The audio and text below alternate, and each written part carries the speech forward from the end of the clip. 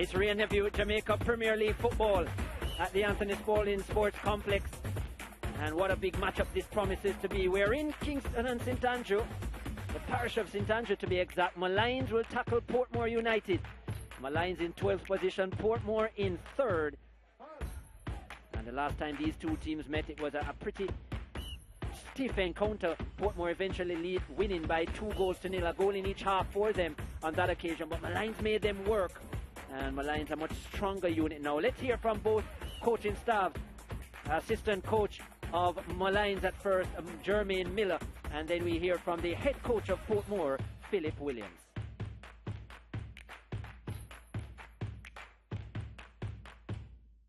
Coach, it's been an extremely promising last couple of weeks for Molynes. You know, it was a rough start to the season. Over the past couple of weeks, you've improved a lot, especially defensively. What do you think is behind that improvement? It's down to the work that we have been doing on the training pitch.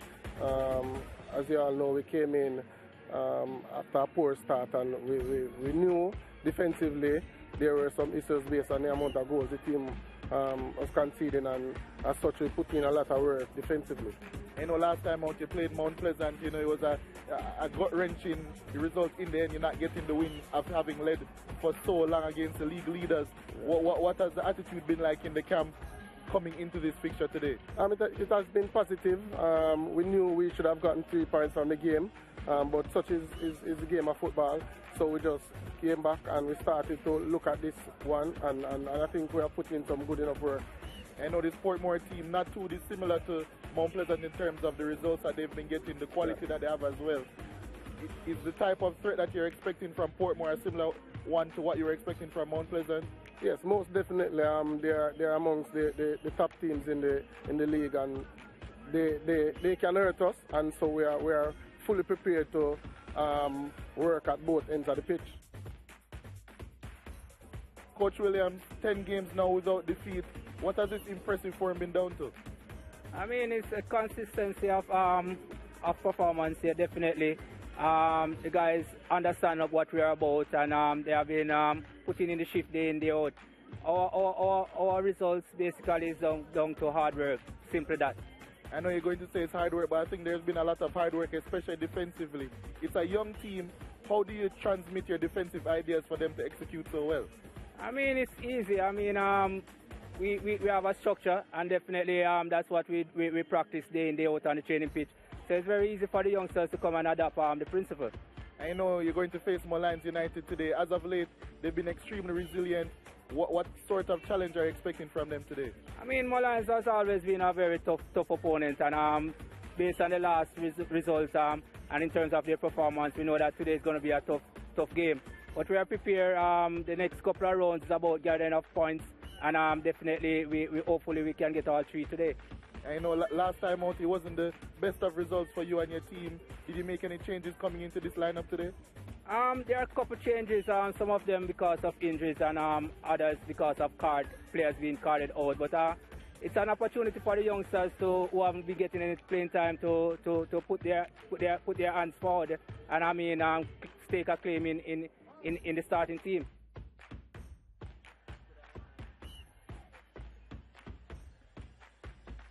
So yeah, lots at stake here for these two teams as we see the head-to-head.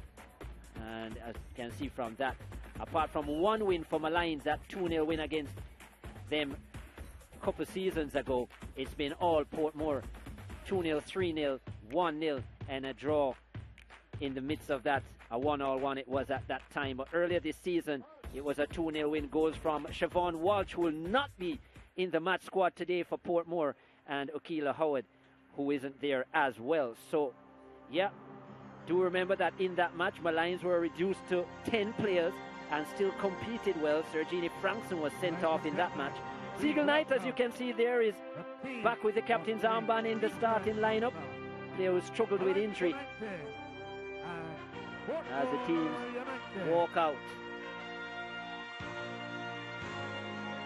One day, one goal, peace, as the banner says.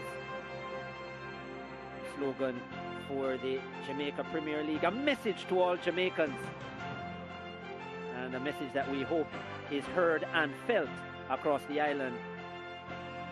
the need to eradicate the needless violence around our 14 parishes, and sport one of the ways to do that. Portmore come out in their white with blue trim, Molynes in their full blue with yellow trim, and we will pause for the playing of Jamaica's national anthem.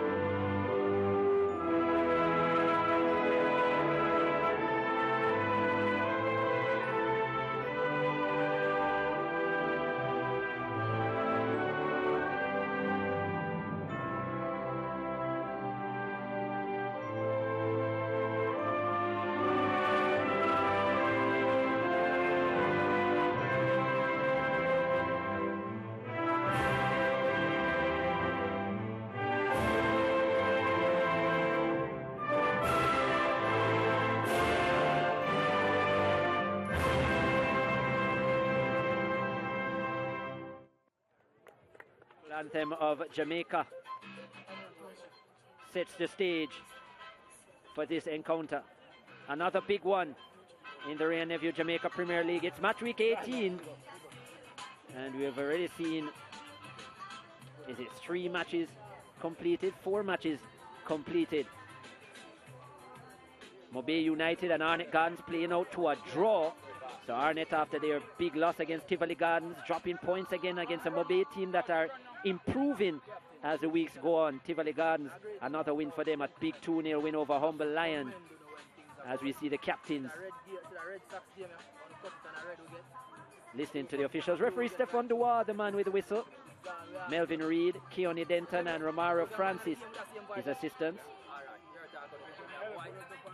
Quite a few coming in. Jason Wright, the captain of Molynes. 5 goals so far this season for Jason Wright. And Siegel Knight, the Portmore captain today, coming back into the squad and the team and the starting lineup. He wears the number 7. Let's look at how Molynes will shape up. They'll be playing with a 4-4-2 formation, and it's much the same faces that we have seen over the last couple of weeks. Peter Harrison between the goal, between the sticks.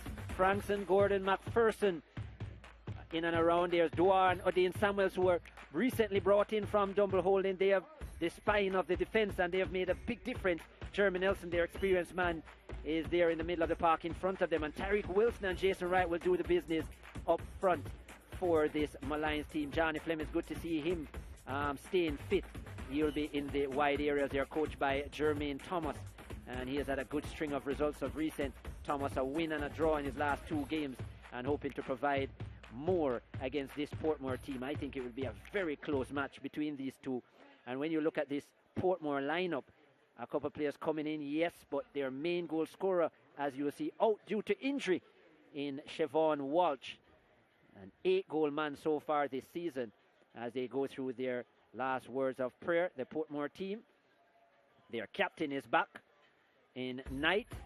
But yeah, as you can see, some business done in the transfer market. Stephen Barnett is here on a full transfer from Dumble Holding. Still yet to score this season though, Barnett, but had a 7-goal season last time out. Let's see how he does in the colours of Portmore. And young Henry, the Tivoli Gardens schoolboy, will be up front for them. He has 3 goals so far this season, does young Henry.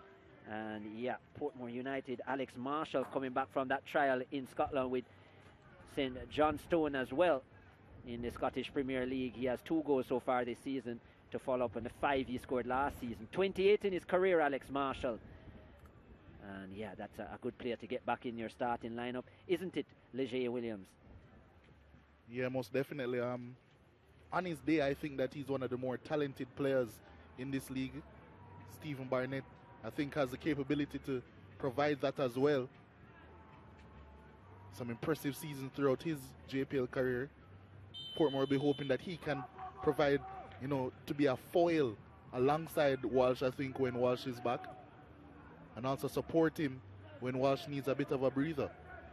Yeah, when Barnett does score, he tends to score a lot in quick succession, and he's really going through a barren period. Goes through these long droughts, does Barnett, and then all of a sudden he scores. He has these purple patches. Well, we're still awaiting the purple patch for this season, so Portmore will be hoping that it comes soon, and they're the beneficiaries, because he couldn't find any for Dumble Holding, who have been struggling the last couple of weeks in terms of results. And maybe that very, very minimal change of scenery can do him some good. As I said, 7 goals he had for Dumble Holding last year, to follow up on the 5 the year before. Was at Tivoli Gardens before that, then to Dumble Holding, and now to Portmore. Jamari Morrison, the youngster, is also in the starting lineup for Portmore. So as you say, as Philip Williams said, some new faces. But when you look at their last 10 match weeks, 7 wins or 3 draws. Impressive run, but now with so many changes, you wonder if this is a really good opportunity for Molynes. I actually think that Molynes could make a big statement in this game, especially coming off of a draw against the champions. Yeah, I think so as well, and it was a good performance from them. It wasn't just what you would say a slap bang draw. It was a good defensive performance, a very organized showing, and against this Portmore team that thrives so much on transitional football, very similar to Cavalier. I think they'll have to show that they can keep the ball with the best of them, really, and break down this Molynes unit. Alex Marshall will help in that regard. Here they are, getting forward early. Into Marshall. Marshall dribbling well. Marshall into the area, and it's squeezed out. There was a late challenge coming in from Dane Samuels. Alex Marshall, still nifty footwork, does favour the left foot, kept it on the left and still finding his way deep into the box. Wins a corner. Early chances for Portmore here.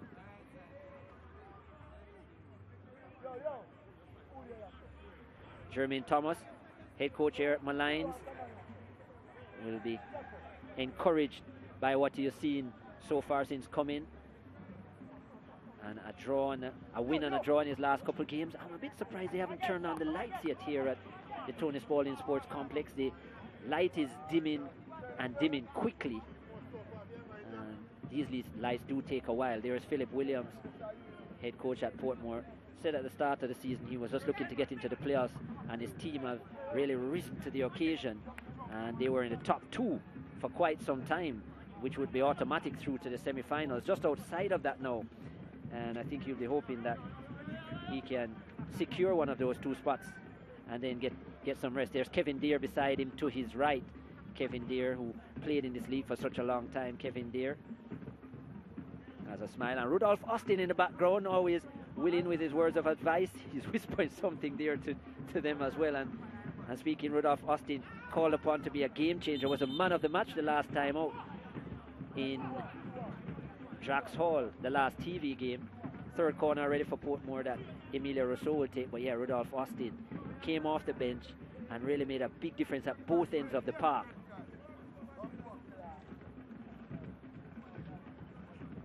Yeah, not starting as much anymore, Rudolph Austin, but I'm sure in that dressing room. And he's enhancing his coaching career, as Rudolph Austin, involved with the junior team as well. So no problem with him staying on the bench and helping the coaching staff and giving the words of the advice to some of the players that would be looking to come on. Great to see that. I think of all the ball into the area, cleared partially by Nelson and then Frankson. Portmore still on the charge. They've already had 3 corners. Not the best ball into the area though.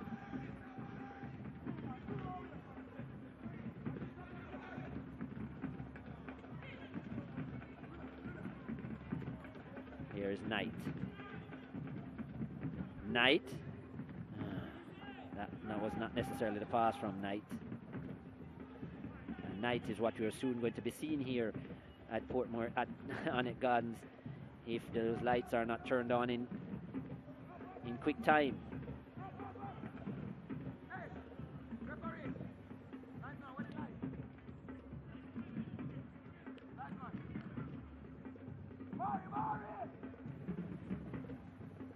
Still looks a bit dark already, anyhow. Ball pretty big. Good thing it's not cricket. Over the top. And not to the boundary, just behind for a goal kick. Yeah, early sighter from Molynes there. Good work by Jason Wright. I think that's something that we're going to say consistently throughout this game. And here's what, good try? Good work by Jason Wright to set up that chance or get a chance for himself. Such a nifty player.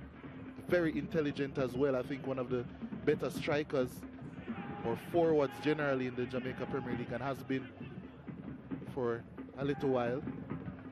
Nicoy Gale over there on that right-hand side playing right wing back today. A player that specialized in defensive midfield for Philip Williams at St. Andrew Technical. Foul there on Alex Marshall. In the back from McPherson.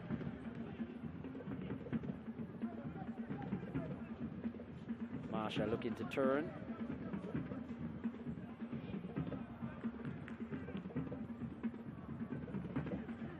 Looking for Barnett, but that's asking a bit. Good defending from Dua. Of course, both himself and Barnett coming from Dumble Holding, so they know each other pretty well. Just wonder how this Portmore team will manage without Siobhan Walsh, who always pops up with important goals there, Sean Dwyer. Siobhan Walsh, of course, 8 so far this season, and has scored quite a few winners for them in their run. A couple of 1-0 results, he was the goal scorer, so important goals he does score, Siobhan Walsh. And with him out and off-form Barnett leading the line, you just wonder how that will affect this Portmore team, who, as you struggled in terms of potency against Dumble Holding in that 1-1 draw. It was a bother for them, and he missed that game as well. Yeah, and even off the bench, it's either youth or someone who isn't on form either. When you speak about youth, it would be Giovanni Affleck, the Dintil, the Costa Cup standout on the bench, or Martin Davis, who hasn't necessarily lived up to the billing since coming in to replace Lamar Walker. Yeah, just one goal it's been for Martin Davis, who loses his place with Alex Marshall coming back in. And even more so, he's more of a creative type player instead of a goal scorer. So without Walsh, sometimes you have to wonder where the goals will come from, but I assume they're banking on Stephen Barnett coming good. Stefan Dua overrides his assistant, his first assistant. Obviously saw something caused for the free kick. Throw was being signaled, but he saw an infringement before that, and it will be a Portmore free kick, as we see their bench as well. Pretty young, as you said. Affleck did score quite a few goals in the Costa Cup, but this is another level. And as I said, the season before, he was more clinical. He himself actually admitted that he had a slower season. Chance for Portmore.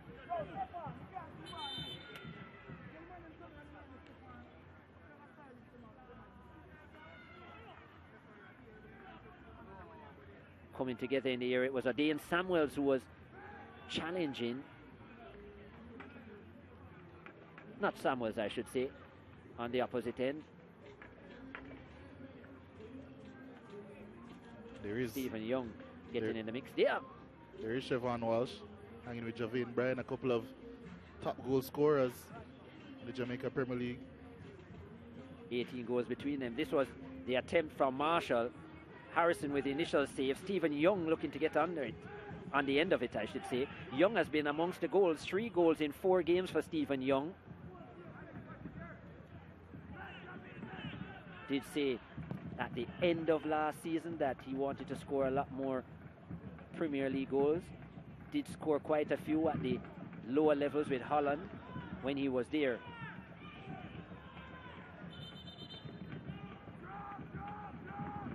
Said, you know, from a centre-back position, because he does win most aerial duels, does Young. Said he thinks that goal scoring is something he could add to his resume or his repertoire, and he has done so.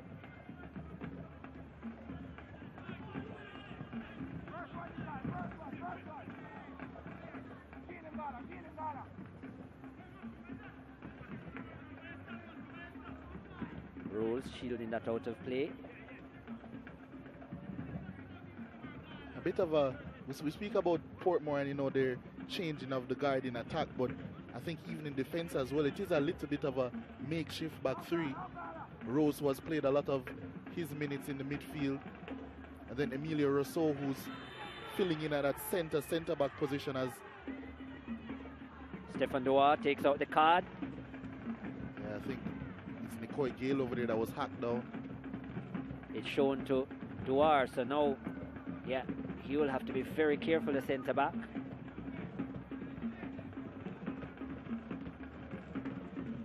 It was actually Shaquille Henry who was chopped down in that instance. Gifting Portmore a free kick, and it will be either Emilio Rousseau. It will be Emilio Rousseau to whip this one in. Hand in the face. Good defending from Adane Samuels. Over the top, he was being challenged by Stephen Young. That will be an interesting battle with Young, who gets on most aerial balls. But this time, Samuel said no, no, no.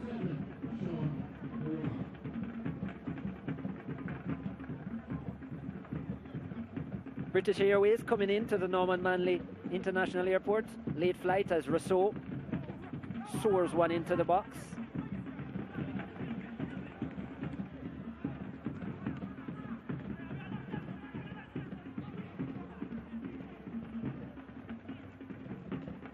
Into the 12th minute. Still looking for the first goal.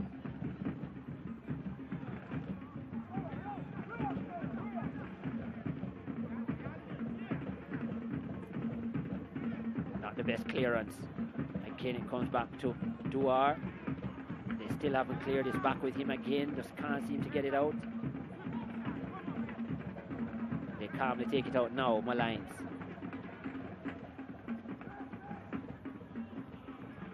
Good looking ball. Comes to Flemings. Flemings, nice skill. Not many shirts to aim for though. And it's easy from Peck.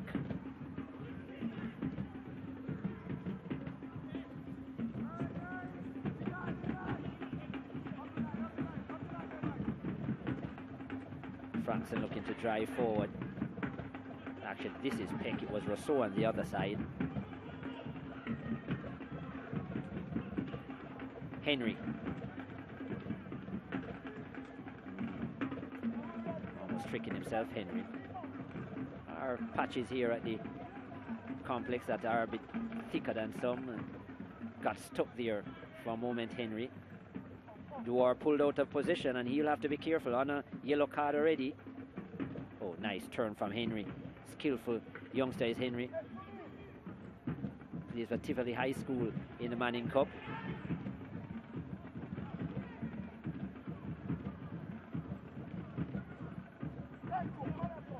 Forced into the area. Javon Brown, who scored that wonderful equalizer, wonderful goal against Molynes, against Mount Pleasant. That was nearly the winner. If it wasn't for that stoppage time equalizer from Sule McCalla. Marshall changes the play to Barnett.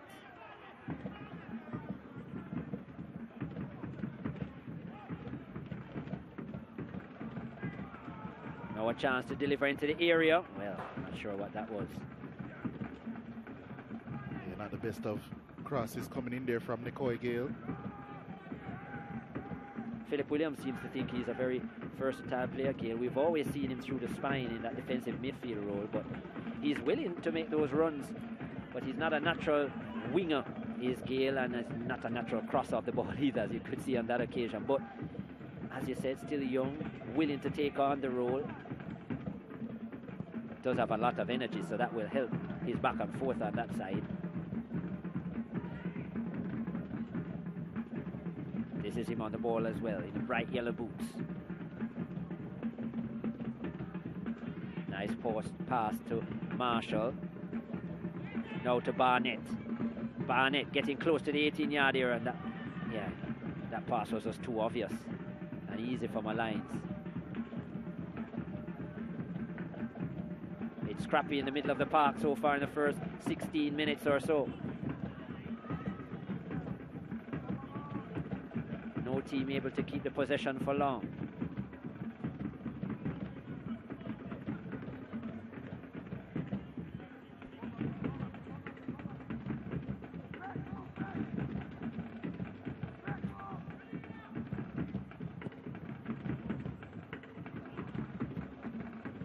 So trying an expansive pass there that was cut out.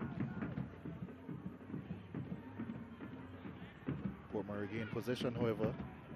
Here's Morrison.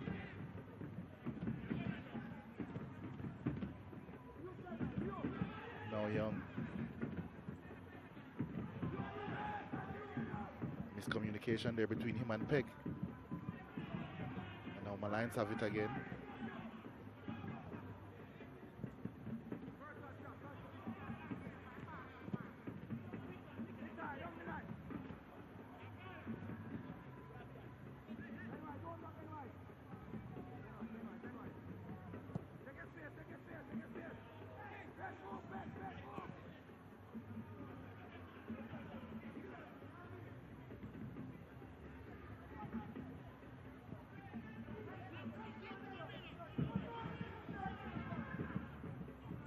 Peg.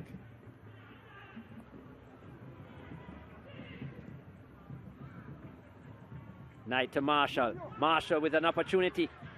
Tries to be a little bit too fancy, Alex Marshall. And he's pulled wide. Had a chance to shoot with the right foot, and I'm wondering why he didn't take it.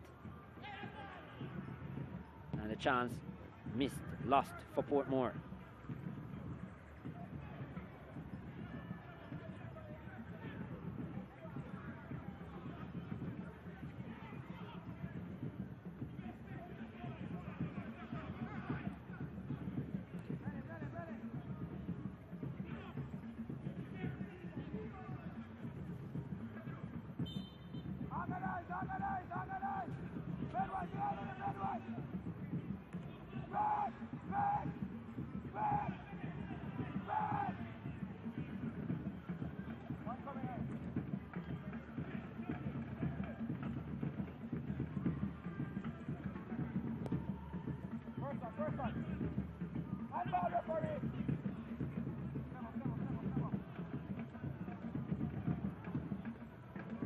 Cleared, and that will be into touch.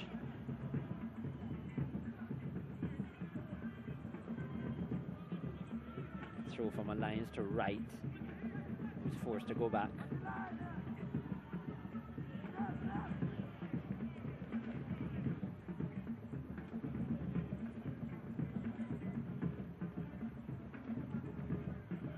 Portmore haven't continued the same kind of press that we saw in the first 10 minutes or so. So Molynes a lot more able to come out of their 18-yard area.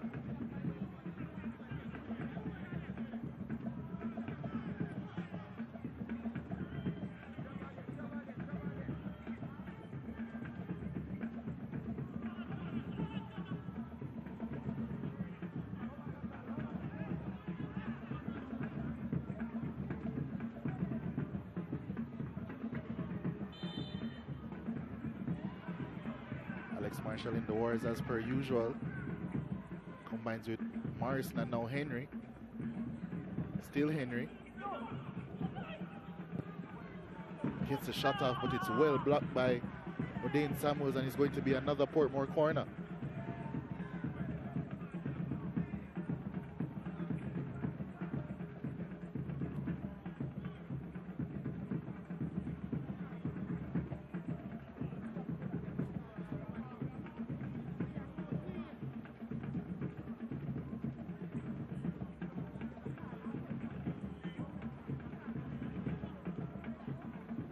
Rousseau to take this corner into the area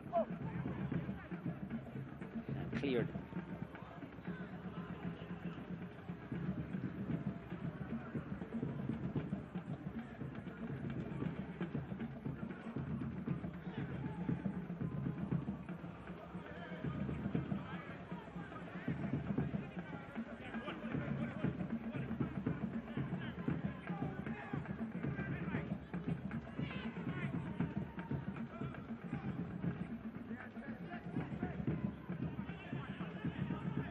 Peck.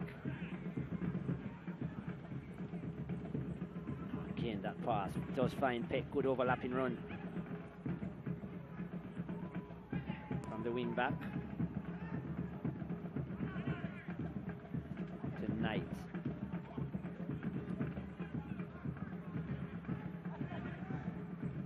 Morrison.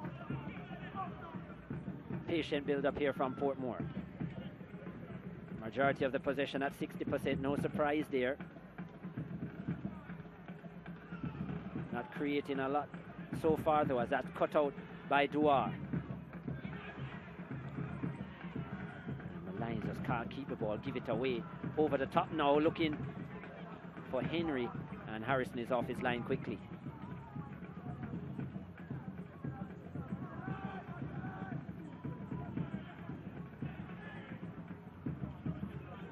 Surprised that Nelson got away with that. Driving forward, Jeremy Nelson to right, muscled off of it, and a foul by Jason Wright. He can't believe the call. Jaheen Rose put under pressure there and stood up well physically, did Jaheen Rose.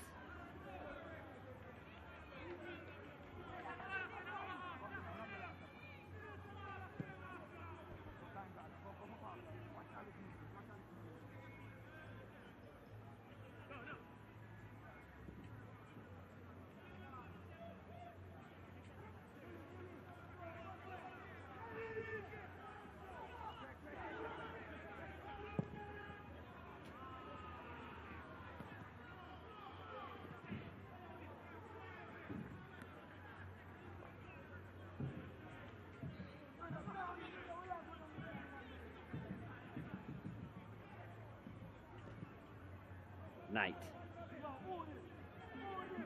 Portmore continue to enjoy the lion's share of the possession as Alex Marshall turns away from two players. Stephen Duar says he illegally did so.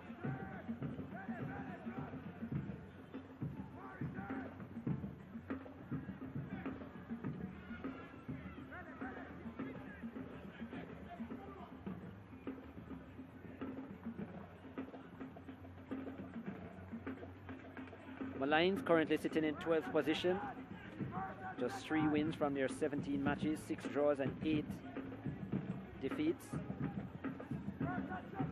Scored some 16 goals so far and conceded 29. Molynes. Last 2 results, a 3-2 win over Humble Lion and a big 1-1 draw against the defending champions Mount Pleasant. So performances improving for Molynes. They sit on 15 points. Treasure Beach have 8 in the spot below them, so they have a 7-point buffer as it stands now. Molynes, and they have a corner as well.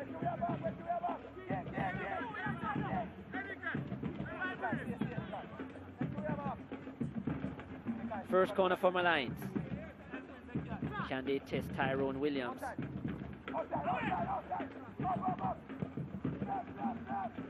No.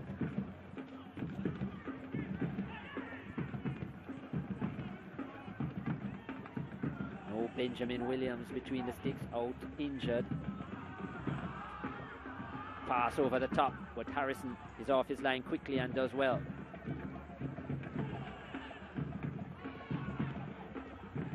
Barnett is offside.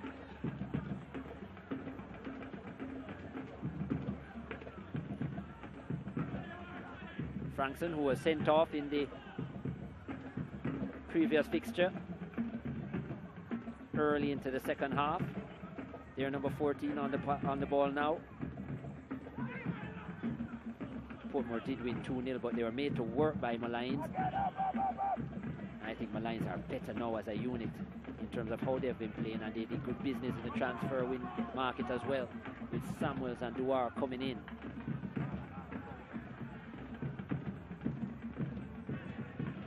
A lot more cohesion in their back line. Yeah, understand each other very well. Nicoy Gale looking to go over the top. And again, he gets that cross wrong.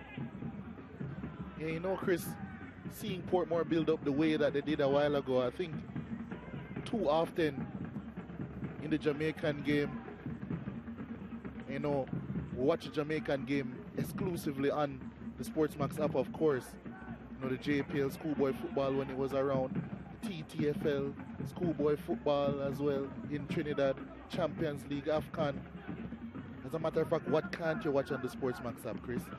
Any sport of your choosing, really. Cricket, curling, motor racing, it's all there. You can get it on the Google Play or the Apple App Store. But so often when I watch these Jamaican teams building up, Portmore are one of the better possession teams in the league, right? But when you look at the space in between their defensive line and their midfield line, and then to go to the forward line, so a lot of times when I think it's a systematic thing that forces Jamaican teams to go long, because in the European game, in the Brazilian, in the South American game, the space is often condensed, so that's why it's easier to play that, you know, quick passing style of football. If the space is in between their defensive line, attack line, and midfield line are so wide, the passes have a longer way to go. So I think that's what causes so many of these aimless balls we see over the top.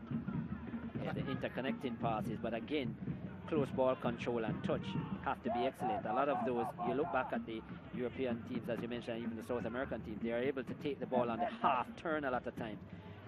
And I think as a Jamaica Premier League, even though we are improving, it's still a bit too slow.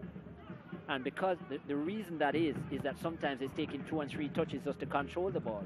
In those leagues, in the more advanced leagues, one control with the half turn, so you're ready for the next play. It allows you, and the awareness and so on as well, still a bit better. So, and when I say awareness, the ability to know the pass, see the pass before it happens, so you have 3 options, that enhances the speed of play. We are in the Caribbean, I think, generally, not just Jamaica, we're still trying to get to that point. Yeah. And I think that slows it down a lot. Again, you know, that pass off key, so you then have to start all over. And then it makes the defense line able to rotate and get behind the play. So it's a combination of things, but I agree with you that the gap's too big at first. And as I said, initially the thought is just that, you know, well, nothing is happening, let's just play that long pass and let them sort it out at the other end. I always said that, you know, Eric Radamaka's coach of Campion College, assistant coach of Campion College, was here at Arnett Gardens as well as the assistant. He, I think, summed it up best. He said, you know, he's from the Netherlands. He said that different philosophies in terms of football, cultural philosophies, it differs in terms of what happens when you see danger. In the European game, when there's a dangerous play going on, as a defender, when you're defending, you try to be as composed as possible and try to play out. In Jamaica, when they see danger, the first instinct is to hoof the ball as far as possible out of play. So I think there's still obviously leaps and bounds to go in the Jamaican football landscape. I'm sure these two managers are trying to change that as well with the type of football they want to play, but it's never going to be easy. We've seen a lot more of the central defenders have the ability to play out the ball from the back. There's a strike on target, and that was swirling. Good save by Williams, called upon immediately. Stunning strike from some way out. Was that Nelson with the strike? Jeremy Nelson, I wonder. And Portmore now a chance to counter, and well, Henry, just couldn't sort out his feet, was Henry, and then commits the foul. But what a strike that was, coming in from Molynes. First danger for Portmore in the 30th minute.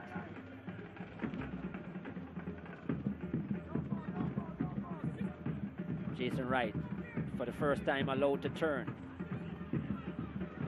Probably should have let it go early though, Wright, and he turns it over. Here goes Barnett. Barnett to Henry. Peck is wide. Here is Peck. Chance for Peck. And decides to cut in on the right-hand side, and I think he eliminated his chance there. Portmore, they continue to come forward now with Barnett. That was just too easy. Very peculiar as to why he would tried to go on his weaker side, Clayton Peck. Here goes Flemings. Flemings! That was a good idea from Flemings, cutting onto the left foot. And just wide in the end. What a chance for Molynes, who are getting into this game slowly but surely. A couple strikes. And Janae has found one of the Molynes players who is actually not in the squad today. Janae. Yes, I am here with Joshua Jackson. A while ago, you probably would have been someone that would have taken that shot from Molynes, but you're not out there today. Tell me why. Well, I haven't been training well myself, I can say that. So it's really up to the coaches. They made a decision to take me out of the squad, and I'm okay with that because I know I need to put more effort in training. So I'm really just looking forward for the next training session to just prove myself again and keep it going. Well, you talked to me a while ago off air about focusing on yourself in the Jamaica Premier League and the fact that you wanted to play at the highest level to get affiliated with it. Tell me about what are the plans that you have for yourself in the future? Well, for the future, I have some trials coming up that I want to go on overseas, but right now I'm just trying to get some minutes in, match minutes in, you know, play, work on my craft, get better, and then hopefully when I get the opportunity, I take it. Well, I know that you used to play for Tivoli Gardens FC. They're doing very well right now in the competition. Do you kind of miss the fact that you aren't with them now, seeing that you are playing with Molynes? Well, not necessarily. I mean, they're doing good, as you said. They're going up, they climbed the table. It's really good compared to last season. But as I said to you personally, for me, it's about what I can do to better myself and put myself in a position to get to where I want to get. So I'm not necessarily sad that I made the move, because I made the move to benefit myself. And so far it's been good, and I look forward to everything to come. When you talk about that trial in the summer, can you give us an idea of where you'd be going and what that's about? I'm not sure of the specific country right now, but it's a trial in Europe. I went earlier last year, so I'm looking to go forward this year and hopefully get that signature and that contract and make the next step in life, you know. Well, Joshua, I know you said to me that you never wanted to do an interview, but you did it, so thank you, and I hope to see you playing and getting those minutes in to help advance your career in football. All right, thank you very much. Yeah, so back to you, Chris and Leger. Let's see what happens with Molynes and Portmore. Yeah, Janae, Joshua Jackson. Remember him in the colours of St. George's a couple of years ago. Nice interview with the youngster, and we certainly wish him all the best in his exploits overseas, and look forward to seeing him back in the rear of the Jamaica Premier League too, as he's putting in the hard miles needed to be a professional footballer.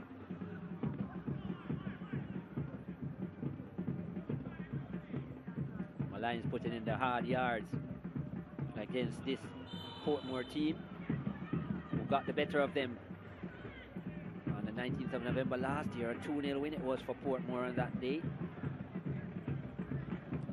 But Molynes, they have grown in confidence, grown in ability as well, and the results are starting to show.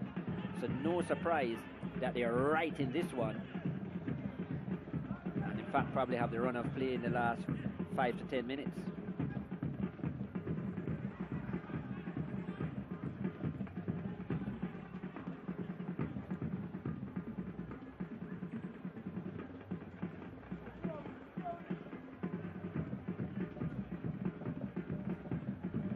Portmore throw into the 34th minute. We're still looking for the first goal. We anticipated that this would be a really tight game, Chris, coming into it, just based off the changes that Portmore would have made coming into the game, and Molynes' recent run of form as well. I think that's what we've seen so far. Alex Marshall, nice pass inside. Looking to free Henry, but he was well marked. Dean Samuels and company. Samuels, well, let me tell you, he's some defender, Dean Samuels. Always thought of him highly. There's the assistant coaches, Andre Daly and Donald Stewart in the mix from Molynes. Donald Stewart, affectionately called Foley, a big central defender himself for the national team. Part of Harbour View for many a year, Donald Stewart.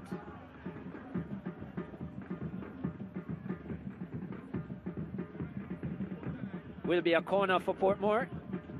Yet again, as the crowd continues to build, as expected, cooler conditions. Rudolph Speed still in the stands with his Cavalier fans and team. Of course, Cavalier on top of the table. Rousseau towards the near post. Williams is there. And he comes, actually Harrison is there, and he comes off his body. And there will be another corner for Portmore.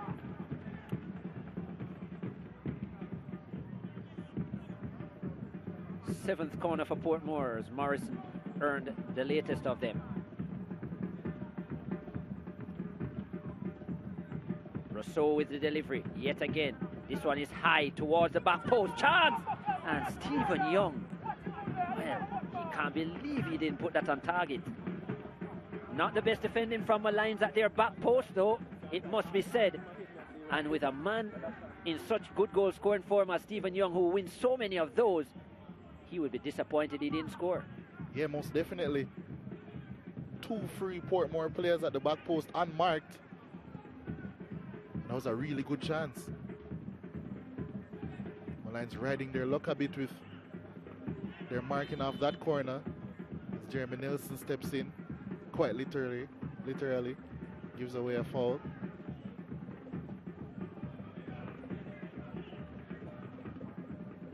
Nelson doesn't argue on this occasion. As Nicoy Gale gets down that flank area yet again and finds Henry. Henry doing well, skillful player is Shaquille Henry.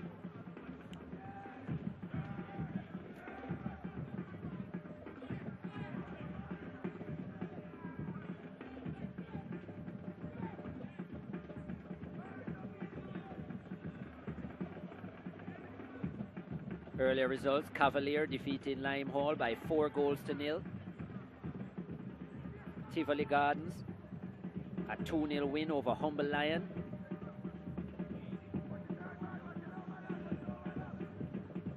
Premier League's top goal scorer now, Justin Dunn, scoring in that game, so taking his tally to 11 and sole leadership of the goal scoring charts.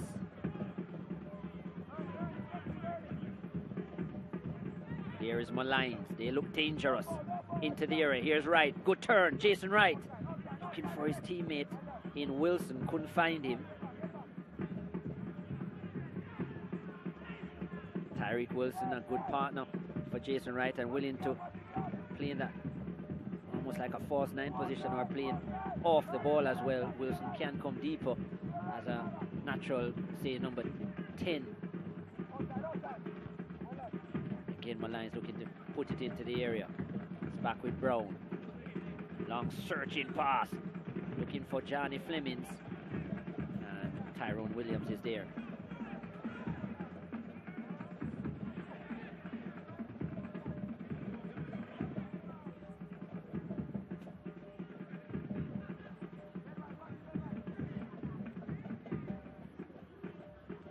Nicely done from Jeremy Nelson. Here go Molynes again. They're building their plays nicely for the last 10-15 minutes. Again, Wright can't keep it though. Commentators curse on that occasion.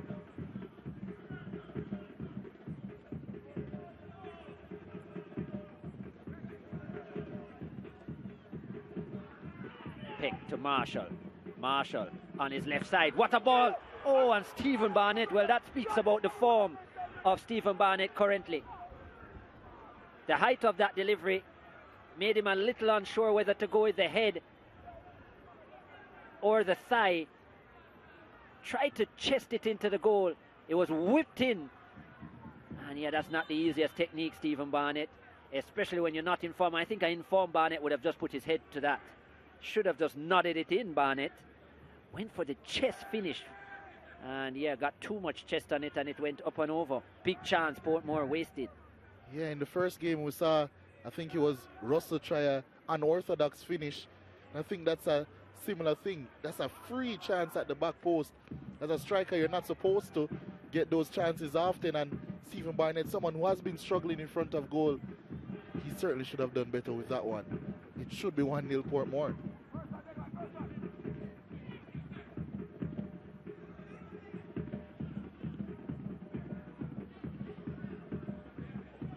Portmore looking to build again. Confusion with Samuels and Frankson. Peter Harrison not happy with the defending of his Molynes team on that occasion, and rightfully so.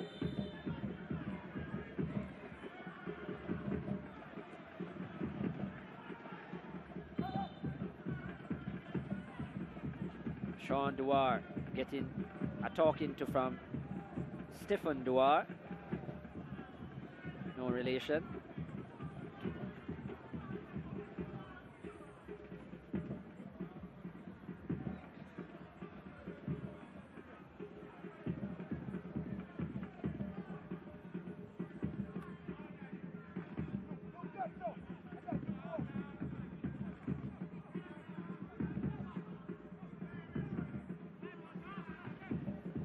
Big free kick for Portmore. Emilio Rousseau, dangerous from this kind of area. The angle suits him as well. Rousseau with the left foot towards the near post. Easy for Harrison.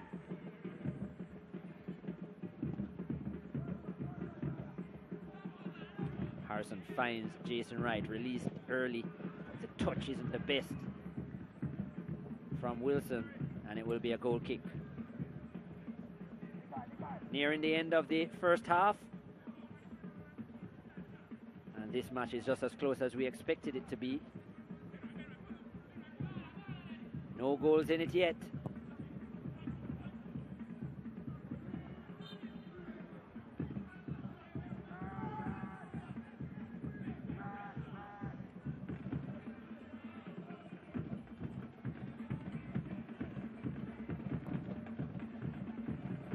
Draw for Portmore will carry them to 36 points, the same as Mount Pleasant, but they'll leapfrog Mount Pleasant into second. Marshall on his favoured left foot, but probably just got an awkward bounce before he kicked it.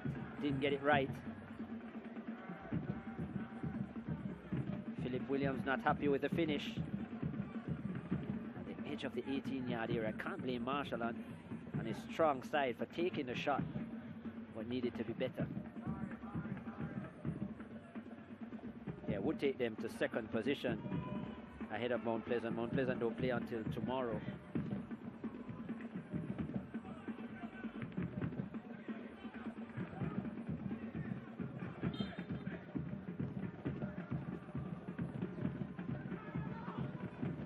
Nelson.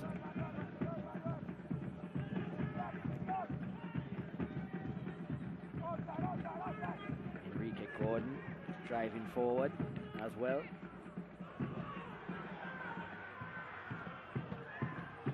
Harrison off his line quickly and gets the job done. There's a player down for Molynes. Peter Harrison wasn't taking any chances though, cleared it immediately as Clayton Peck was bearing down on him. Javon Brown is a player down.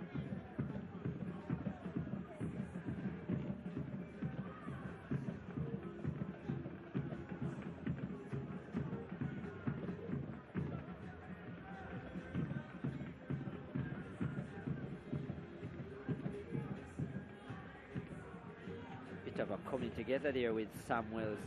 It looked like his own teammate might have done damage there. Samuels was way out of position though. Look how high Odin Samuels was, the centre back. He's known to do that, follow his strike all the way, but because of that it left a hole in the defence line and very nearly a way through for Portmore.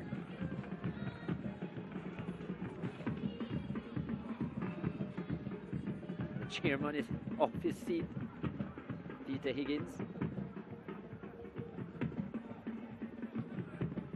So is Jermaine Thomas, but I think you'll like how his team Molynes have been playing so far.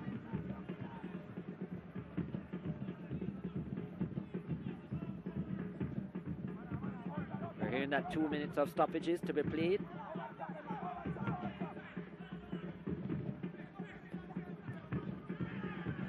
Fourth official will go up with his board very soon.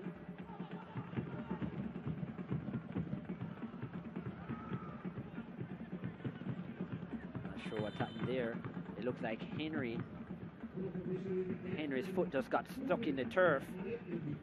Just wondering if he twisted an ankle there, Henry. Or did he tweak a thigh muscle? Doesn't look good for the youngster. Yeah, 2 minutes of stoppages. And still 0-0 between these two. It's been a pretty even contest. Portmore without their leading goal scorer. Molynes at pretty much full strength. Oh, made a bad step there, Henry. Oh, wow. Almost hyperextending the leg there.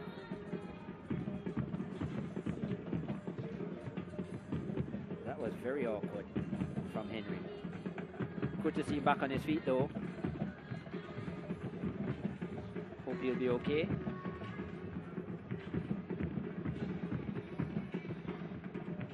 Other results coming in. Dumber Holden played to a 1-1 draw with Treasure Beach. Treasure Beach will take any point they can get. That's now 8 for them, Treasure Beach. 8 points, that is.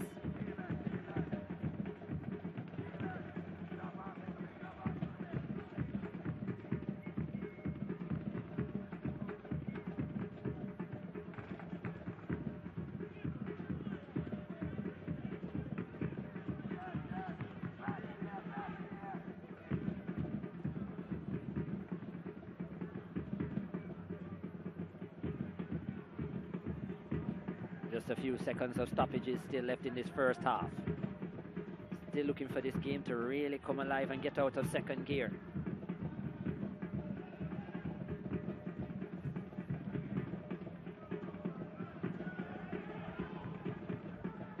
Nelson.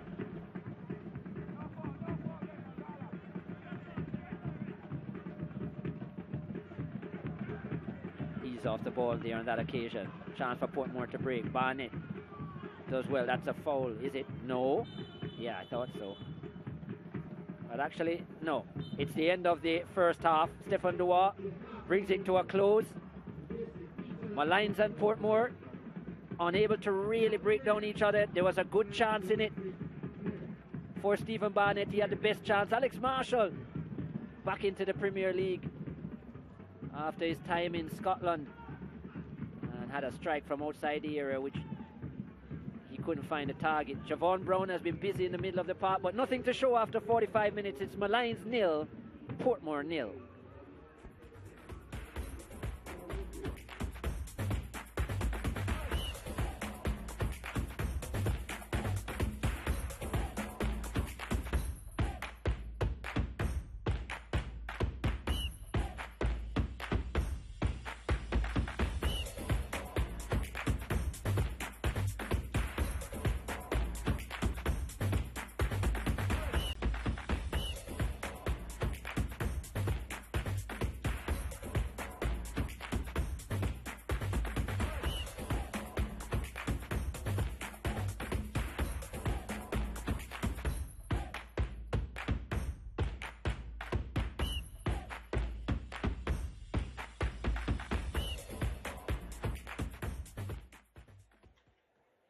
Match week 18, we're in the jungle here in the Ray and Nephew Jamaica Premier League, and it's Ronnie Spalding Sports Complex is ready for second half action between Molynes and Portmore. We're still waiting the first goal.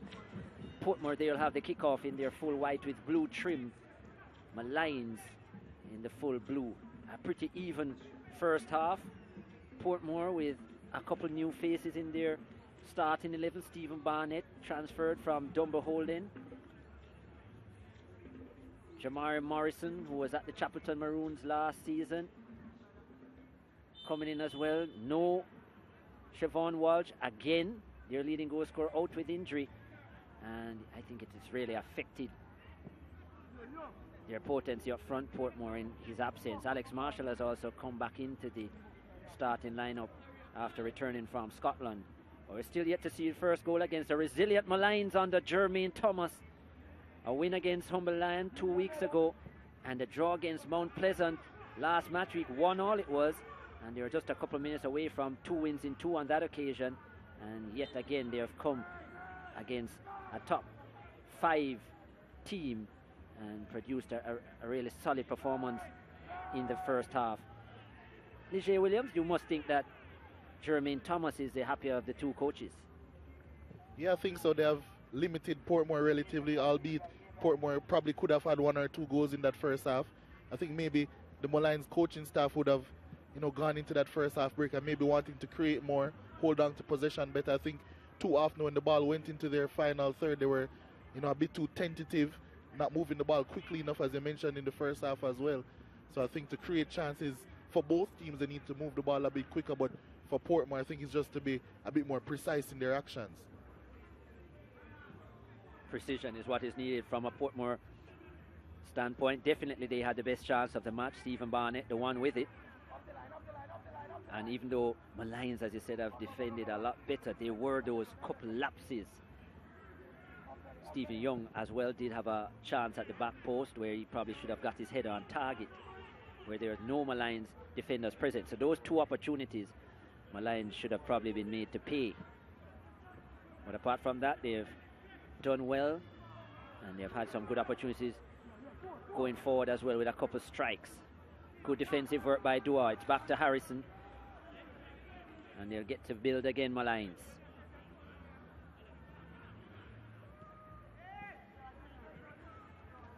A win for Molynes, well, would probably put them above Humble Line, because it would take them to 18 points, but Humble Line, do remember, lost by 2 goals to nil. So their goal difference now -12. The line's at -13, so it would all depend on how that victory comes about. Actually, probably Humble Line would still have the advantage, because if it's just a 1 goal in it, they would have scored more. Wilson finds Nelson, Jeremy Nelson. Back to Wilson. No, not the pass from Wilson at all there. Almost hopeful from Wilson.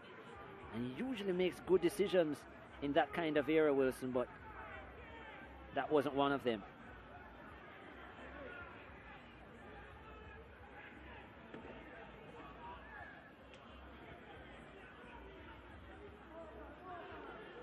Just to let you know, if you somehow were not watching the app, that Côte d'Ivoire lifted the African Cup of Nations, defeating Nigeria by 2 goals to 1. A big moment for Côte d'Ivoire, who were the favourite for many a person coming into the championships, and they have followed through on that, as you see an injury to Alex Marshall there, or a knock.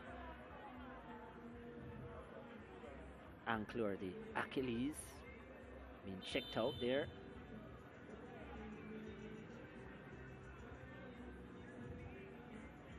Nelson and Wilson talking it over. I think Nelson is trying to let him know that that pass certainly wasn't on. He probably wanted him to be a bit more direct. Wilson. This was a moment. Ooh, a step right in the Achilles from Javon Brown.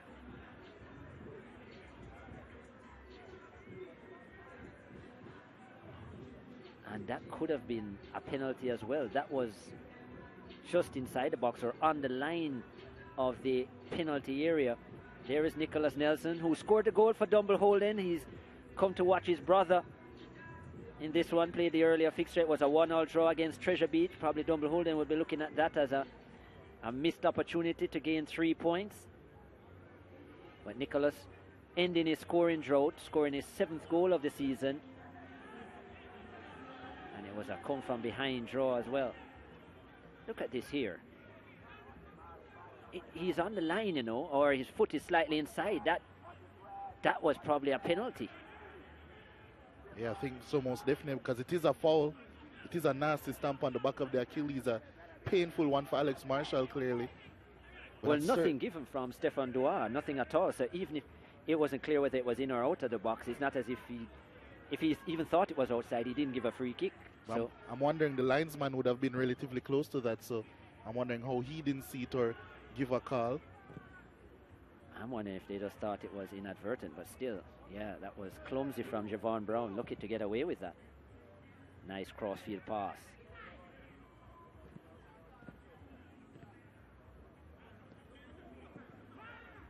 Marshall again decides to try and free Henry,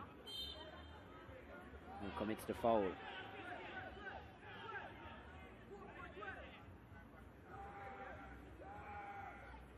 Marshall still feeling the effects of that challenge.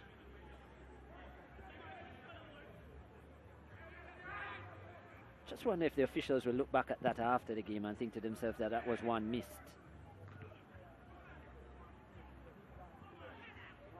Not saying it was easy to pick up, but yeah.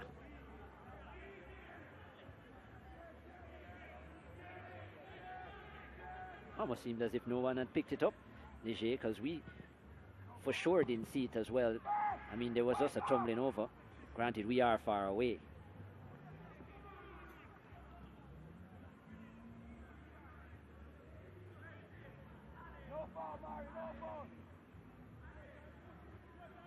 It escaped everyone except the producer, it seems.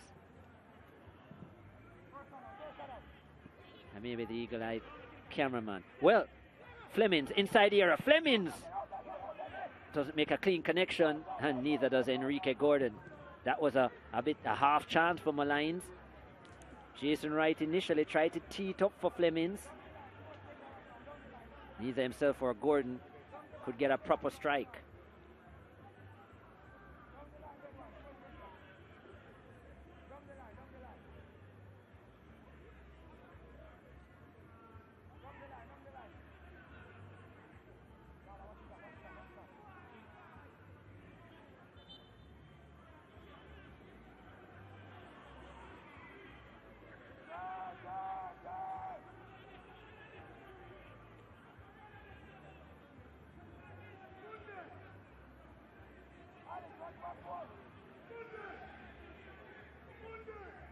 Free kick from Molynes.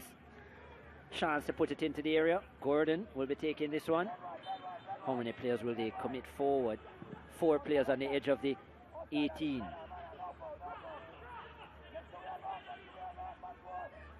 So with McPherson. A bad delivery into the area.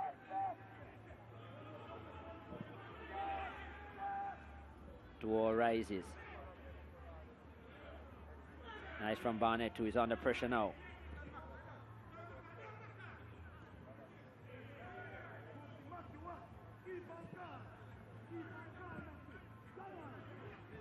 Just wondering again if this is the kind of game where we'll see Rudolph Austin brought in to try and make a difference.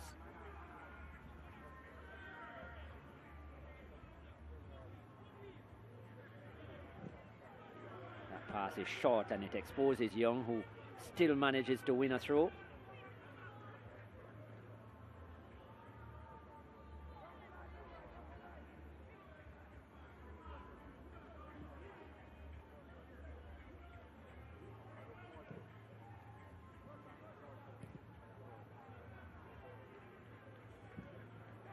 No finesse in the defensive work from either team. Nelson hacking it out, and then was it Rousseau or Rose returning the favour as we see Peter Higgins on the edge of his seat, the chairman of Molynes. Still think they will be the happier camp based on what they've seen so far in the first 55 minutes. Holding Portmore, the 3rd place team in the league. A team who have had 7 wins out of their last 10 with 3 draws. Chance and over the top. Real opportunity there. Again it came to Flemings. They were looking for Jason Wright. It came to Flemings on the edge of the 18.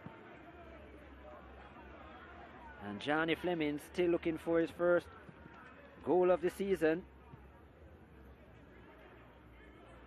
Missed opportunity for Molynes, but they are getting closer.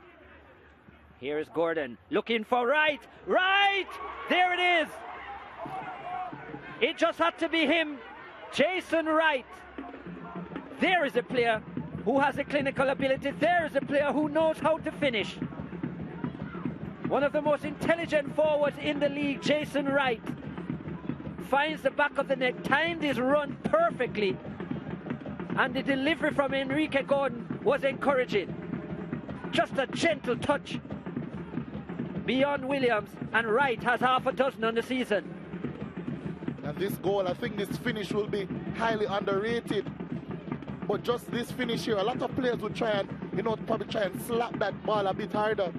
But Jason Wright saw out of the corner of his eye where the keeper would be and just placed it where the ball was coming from. You said he's one of the more intelligent players in the league, and I think he proved that with this finish on Molynes. They didn't create much in the first half, but now they created a big chance, and they wouldn't have wanted it to fall to anyone else but their captain, but their leader, Jason Wright. And with his now 6th goal of the season, has given Molynes United a well-earned lead in this game.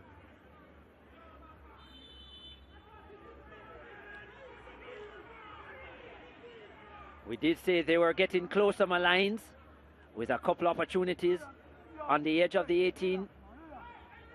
And then just that dagger there to the hearts of Portmore, who in the first 11 minutes of the second half, they have been second best for sure. Yellow card for Enrique Gunn, who picked up the assist for that goal. We spoke about how enterprising he was as a wing-back last season. Enrique Gunn, when he was playing for Falkland FC before they were relegated, scored 4 goals, but loved that overlapping play, and there's the kind of quality that he can produce for his main marksman. Now Rousseau, good with the ball as well. Chance! Portmore off the line! Wow! Back for Young. Well, that was close. It looked as if it came off the upright as well as the crossbar. Portmore arguing that that went beyond the line, but players continued. Almost an immediate answer. No chance. Stephen Young in the box. What a save. What a save by Peter Harrison. He made himself big. The first touch from Young was beautiful. He's a centre-back, Stephen Young, but that touch was as good as any striker's touch. Corner for Portmore. The header is won by Young yet again. He scored 3 goals in 4 games. You know, Stephen Young is determined, the centre-back. Molynes escape for now.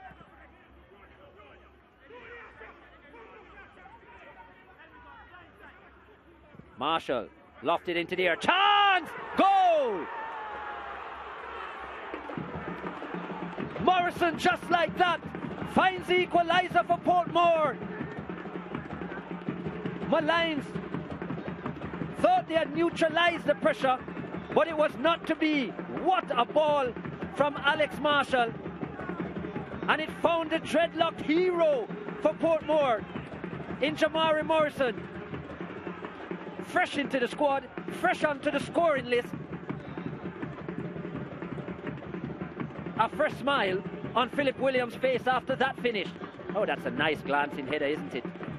That was a lovely header, and it was preceded by a lovely cross as well. Alex Marshall, beautiful dink into the box, finding Morrison. And that goal, I think, was designed on North Street, and it's come all the way here to the Tony Spalding Sports Complex to give Portmore an equalizer in this game. And all of a sudden, this game is full of life. 2 goals within 3 minutes of each other. And we certainly have an exciting one now. Lovely vision from Alex Marshall. And yeah, just needed a subtle touch. And Morrison certainly had that. Here he goes again, Jamari Morrison. Driving through, and he stopped on this occasion.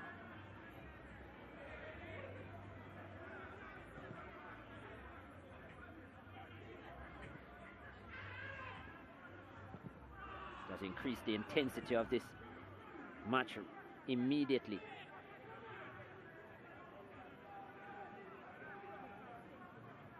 Waited for 56 minutes to see the first goal, and we have had 2 in the space of 3 minutes.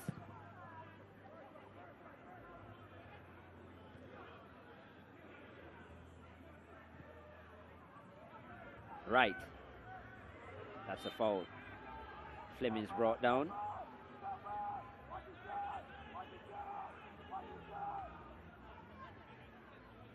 Nicoy Gale, the guilty party.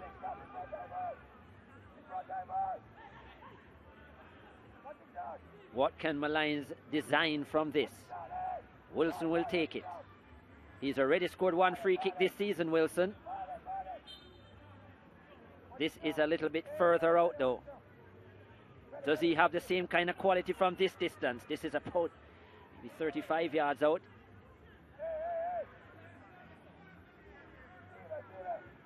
Will he go for the pass?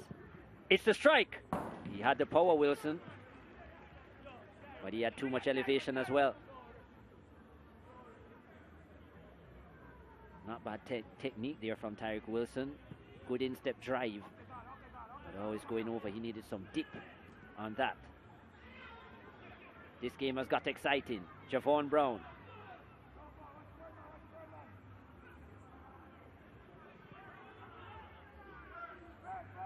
Jeremy Nelson.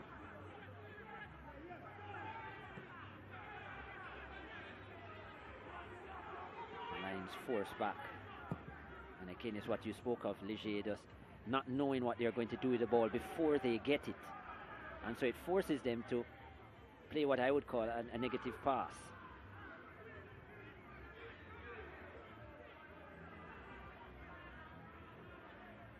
Good skill from Jeremy Nelson. Long searching pass looking for Wright. And that was just hanging too much and made it easy for Williams.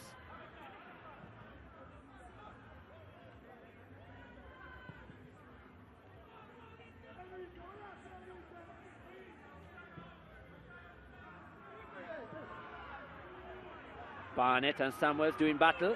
Barnett is through. Barnett with a finish. Wow. O'Dane Samuels has a lot to say to Stefan Dua, but the truth is, O'Dane Samuels was tugging at the shirt of Stephen Barnett even before he made a touch. And I agree with the referee for letting it stand. Both players tugging at each other. If anything, O'Dane Samuels, the guilty of the two. And Stephen Barnett is off the mark for Portmore. Used his body well. There was a tug initially from Samuels.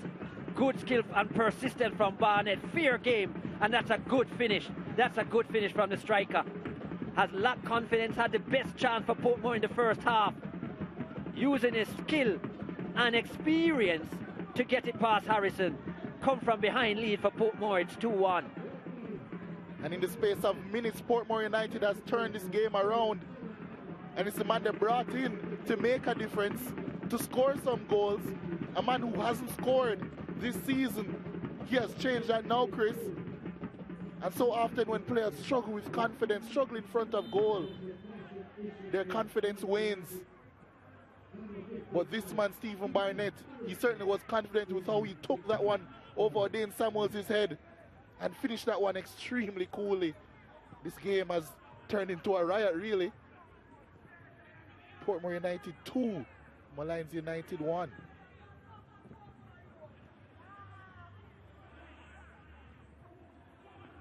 Peter Harrison booked for dissent following that incident as well.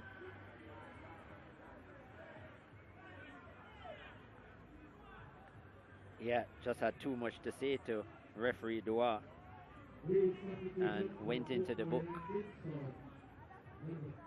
Timar Dunn is about to come in. So Clayton Peck taken off and Timar Dunn brought on.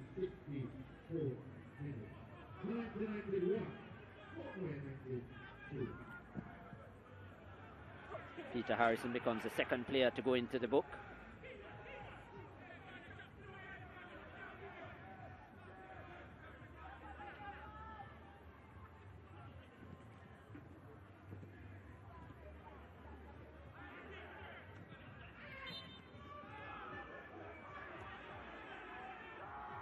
So actually the third player from Molynes did say 2, but Sean Dewar was booked in the first half. And Enrique Gordon, now Harrison. Lots of work for Molynes to do. What a start they had in the second half. Jason Wright getting the goal. But Portmore have come back yet again.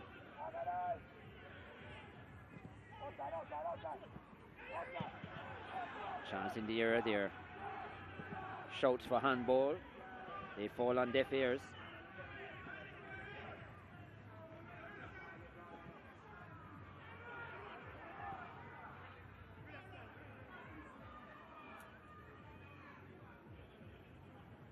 Portmore United, a team that we were questioning whether they had the firepower going forward.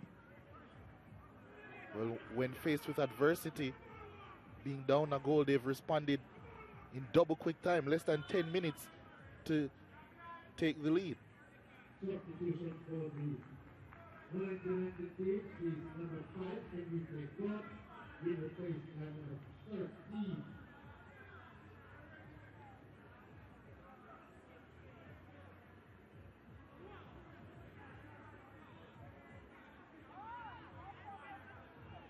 Number David and number 20, John Fleming, being replaced by number 11, Russell Livingston. Substitution for taking in the 6th minute. Portmore trying to get something going again. Here is Henry. Henry driving into the air. Chance for Henry. Probably should have been selfish there, Henry.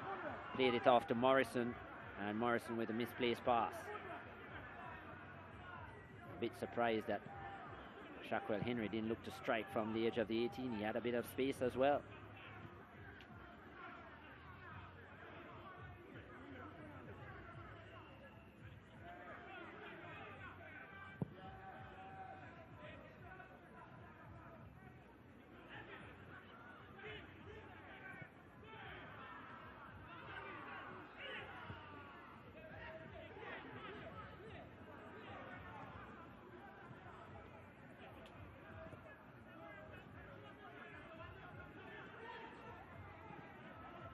Nice build-up play from Molynes, but it's cut out by Portmore and cleared. Molynes going to have to push players forward now. Samuels turns it over. Barnett. Not the right play from Stephen Barnett. You have to watch for Stephen Barnett now, as we did say. When he starts scoring, he tends to score a lot in a short space of time. He's a purple patch kind of player, Stephen Barnett.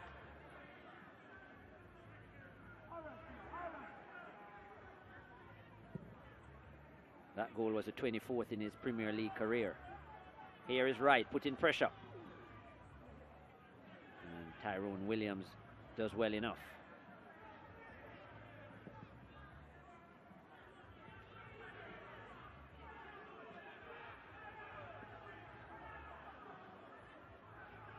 Portmore have the lead, so they slow it down.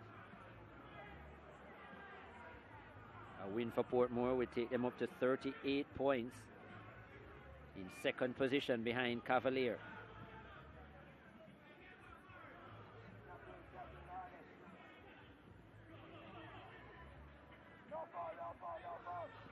McPherson.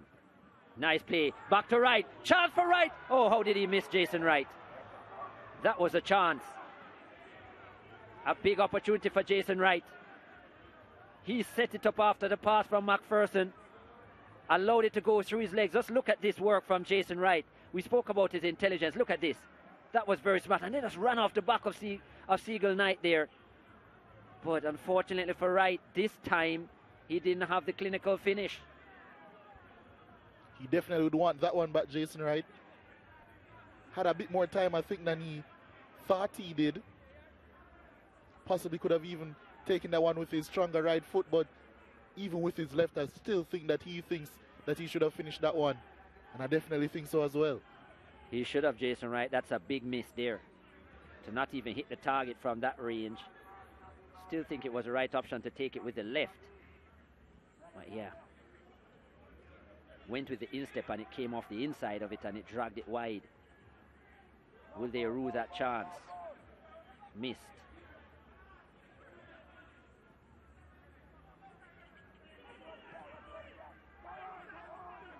Not the right idea from Nelson.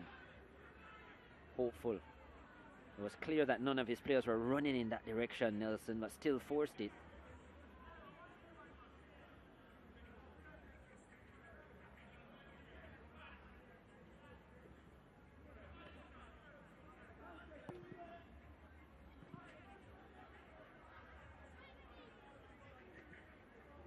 Nice from Marshall, gets it back. Dispossessed. Now here goes Wilson. Oh, Wilson trying to slide that through to right, but that was never going to make it. Not enough gas, as they would say, behind that pass.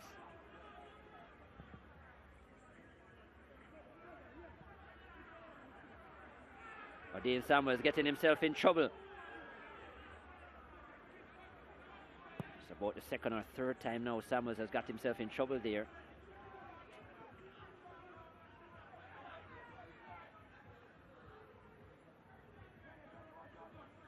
This time he didn't pay the price. He did against Stephen Barnett though.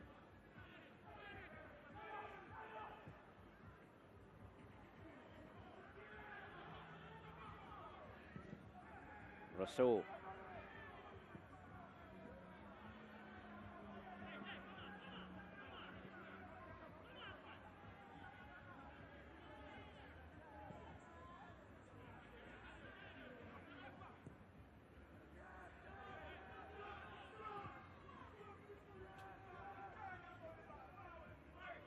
McPherson.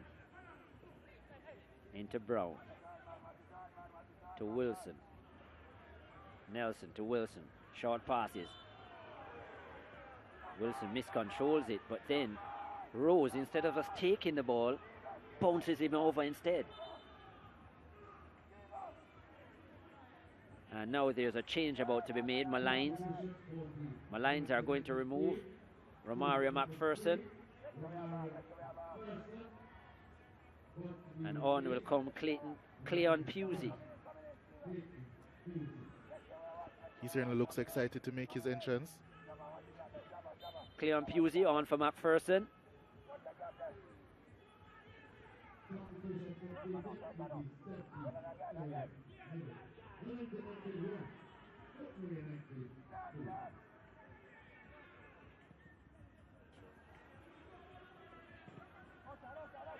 Long searching ball, not many heads to find. And Dean Samuels commits the foul. Again, him and Barnett at it. Download the SportsMax app today from the Google Play Store or the Apple App Store. And take in all your sporting content on the home of champions. And so much content it is as well. International cricket, Champions League football. You'd have just witnessed the African Cup of Nations coming to a close. Cote d'Ivoire defeating Nigeria. WTA tennis, motor racing, horse racing, Europa League, Trinidad and Tobago Premier League, La Liga, and so much more. Another whistle on the play. Alex Marshall brought down yet again. Just about 16 minutes to go, plus stoppages. And Portmore, after going behind in the 56th minute, now lead by 2-1.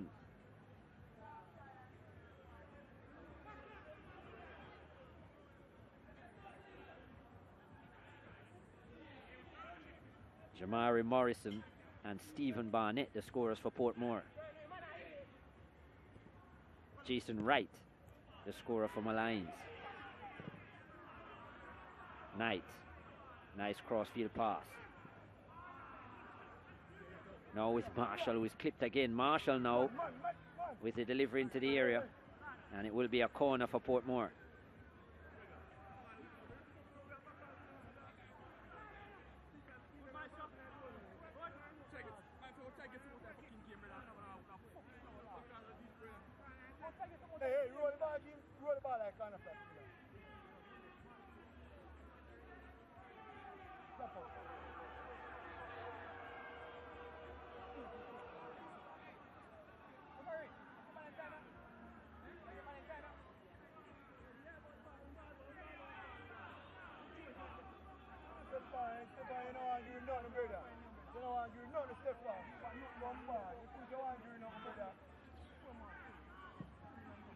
Corner into the area, dangerous looking one, and it's cleared for the time being.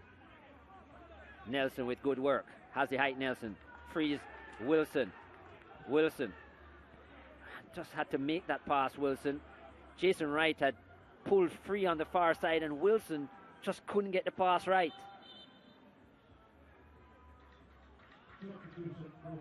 Portmore about to make a change. It looks like it's going to be a double change. One of the goal scorers, Morrison, coming off.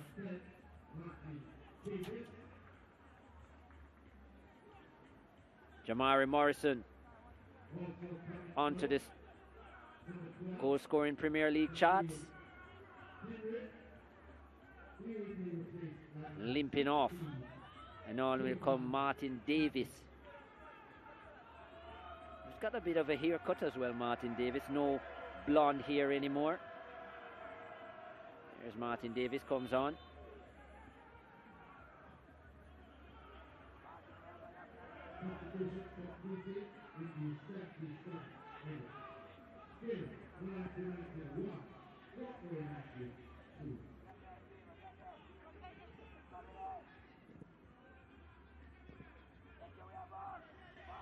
Giovanni Affleck also coming on for Shaquille Henry. Decent game for Henry. Did put in a lot of work. Nothing real going for him. Here's Molynes. Chance inside here. There's a tug there. And there's a chance. There's a goal. Offside the call. Well, what an entrance that would have been for Cleon Pusey.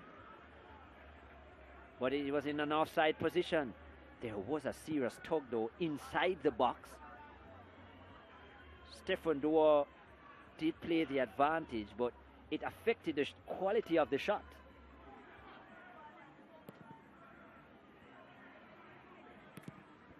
Yeah, too often I think players are a bit under the microscope because of what they do in terms of diving, but I think that comes down to the referees as well, because maybe if calls were given without players falling to the floor, because I think anywhere else on the field that would be given as a foul immediately, that tug, but because and it was a big tug. I can understand him allowing the shot to be taken, but to hold the shot was scuffed badly, which to me was a result of him being off balanced because of the tug. Then you could recall it. I mean, obviously he allowed the play to go, but the two Molynes players were in an offside position. So again, I somewhat question that call. Anyhow,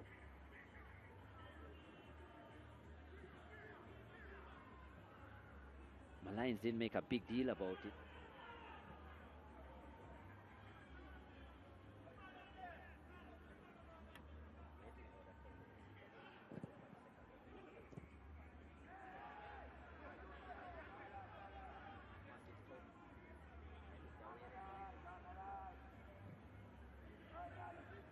Molynes go again. Just about 10 minutes left in this one. Nelson to Brown. We've seen what Brown can do from that kind of range. And Wright, is he brought down? Referee Stefan Duar says no. Jason Wright did look like he was impeded though.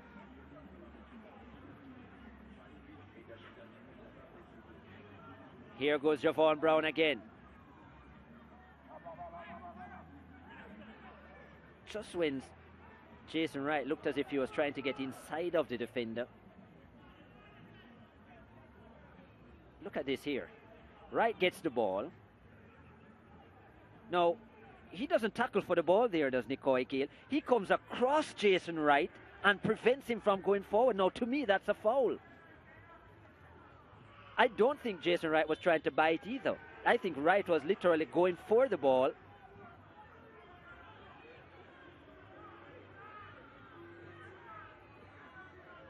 Yeah. Now he runs all the way back to quarrel with Stefan Duar about that. But there's just those two moments where two penalty calls. I think Nicoy Gale took a big chance there. Not playing the ball. It's not as if he was shielding the ball out of play, but preventing Jason Wright from getting to the ball by bringing his leg across and not playing the ball. Yeah, I think that's the catch-22 of it all, because I think at the end of the day, so often, especially with these calls, as you mentioned, it is a foul. So Wright miscontrols the ball here. What is Nico De Gale doing? That's a foul. He puts his right leg right across Jason Wright, not to block the ball, but to stop him from moving forward. Look at it here. Miscontrols it. Wright is going for the ball. What does Nico De Gale do? He doesn't play the ball at all. He comes right across Jason Wright. That is a penalty. As far as I'm concerned, that is a penalty. And I think the referee would have given that foul anywhere else on the field apart from the box. I mean, I can understand sometimes the officials not necessarily giving every call that you would give in and around the field in the penalty box, because at the end of the day, yes, a penalty is almost giving a direct goal. But that situation, that's a clear foul to me. I think that's a penalty. The SportsMax app moment brought to you by the SportsMax app. And it is moment by Stephen Barnett. A lot of tugging between himself and Adane Samuels. Fair game, I think, being allowed to run and battle it out. And that is what Stephen Barnett did so well, flicking it over the head of Samuels. His first of the season. Brilliant finish from the centre forward. And that's the SportsMax app moment. Download the SportsMax app today from your Google Play Store or the Apple App Store. Since then, Molynes have had two really good moments where they will probably feel hard done by that they didn't get a penalty. Definitely the second moment, I think it should have been a penalty. Here they go again.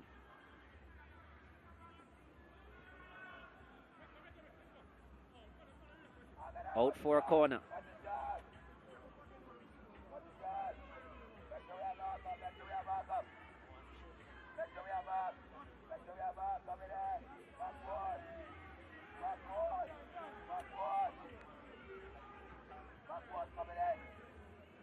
Livingston has come on as a substitute, and here he is taking the corner.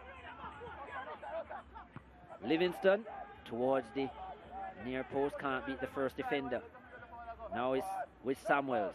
Samuels driving forward. Nice delivery from Samuels, but away by Jaheen Rose. Molynes piling on the pressure.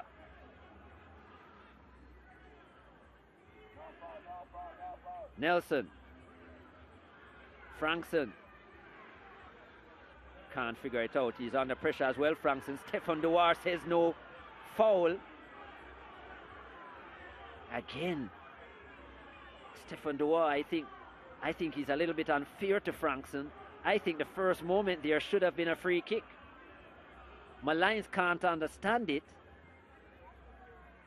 And quite frankly, I think that one was missed as well.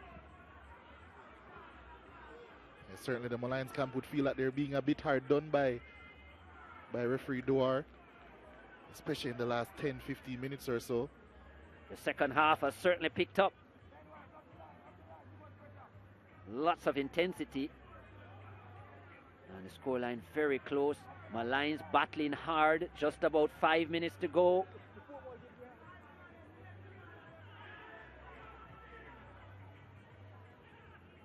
Jason Wright looking for a flick.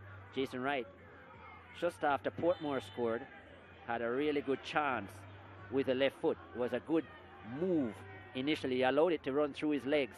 Then played the 1-2 and ran off the back of the defender. Had that left-footed finish, which you would say 8 out of 10 times or 9 out of 10 times Jason Wright would finish that, or at least hit the target. He did neither. Yes, a couple calls have gone against them, but that was a moment where they had it in their own hands, Ligier. The others were left to the officials.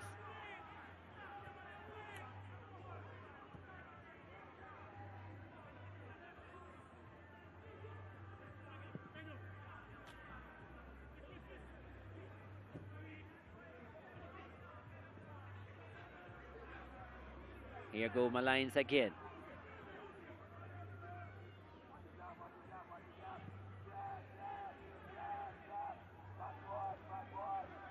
Frankson lofts it into the area. A bit hopeful, and it doesn't find its way. Twisting and turning. Shamaro Dennis.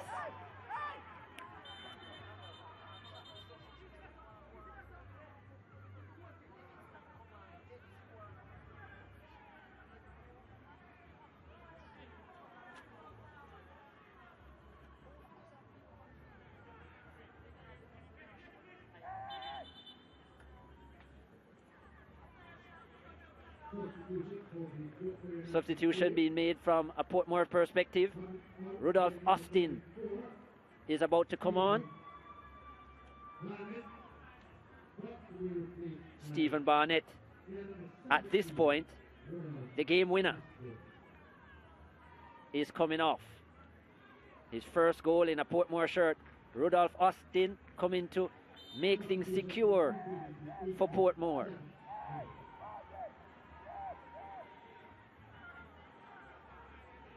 "37-year-old.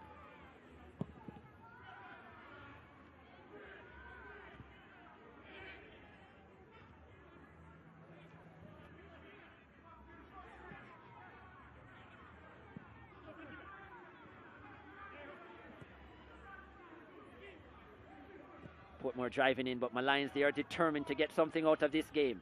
Just look at their energy going forward. Dennis the substitute. Now they change the flank to Frankson. 2.5 minutes to go. Over the top, chance. Jeremy Nelson on target, comes back to Wright, and Wright can't sort out his feet. The ball a bit too far from him. That's a foul. That's an easy call. Not sensible from Frankson. Timar Dunn brought down. Molynes team looking to pull him up.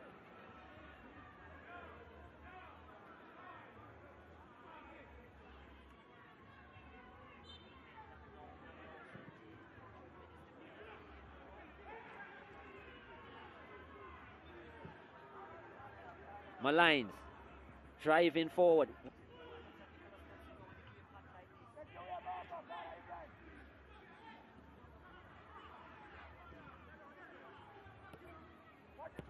Molynes looking to find that equalizer. Just about 1.5 minutes in it. Jeremy Nelson, who just had the shot a few moments ago, through to Wright. Wright, chance in here. Dennis! On target, well saved by Tyrone Williams. A big save from the Portmore goalkeeper. I'm telling you, this is some performance by Molynes. After going behind, it's been a much better second half from them. And all their substitutes coming to the party. And it must be said, both teams have performed significantly better after going behind. Agreed. Into the area. Couple players forward. There's a loud shout for handball.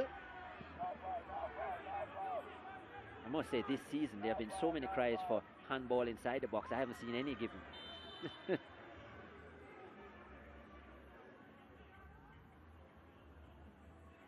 There's a card out. Stefan Duar. Yeah, I think he's going to show it to Stephen Young. Yes. Stephen Young into the book. First Portmore player to be booked.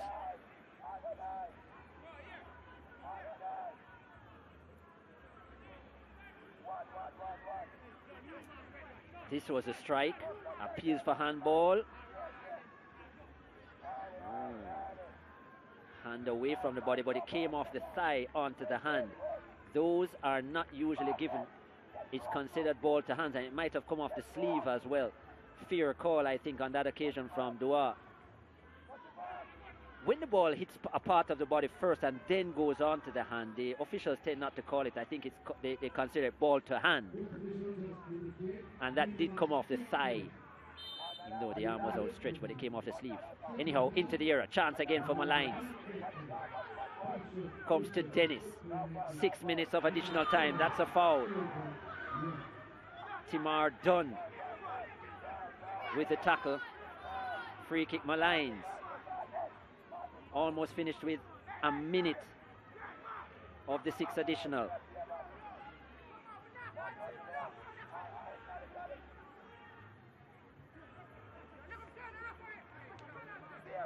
Romain Bowers standing over it.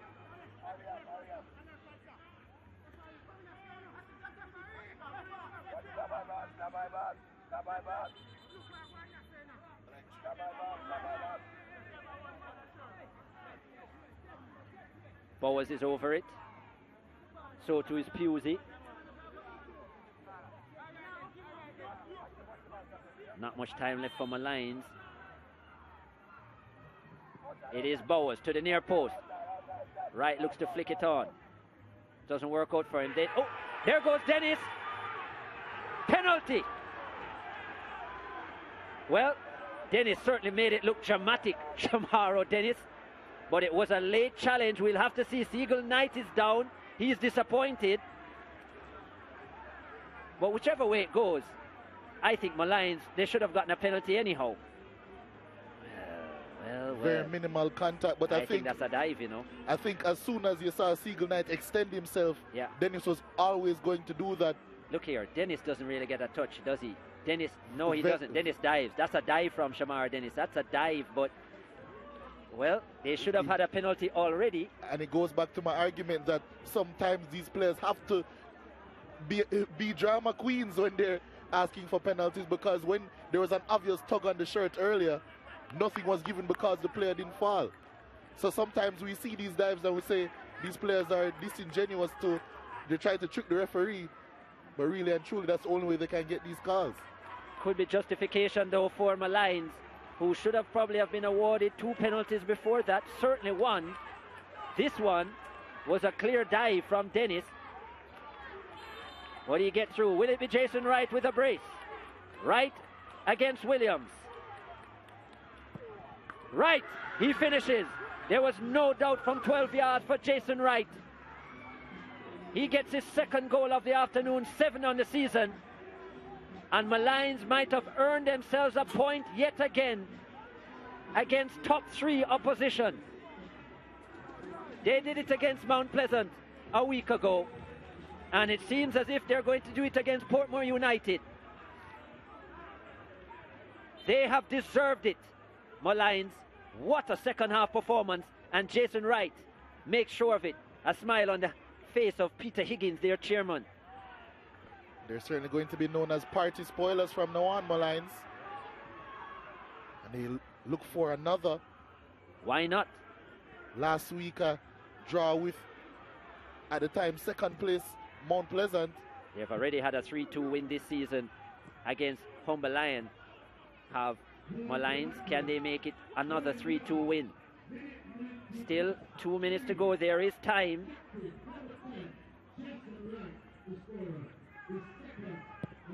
Dangerous pass, swung out now.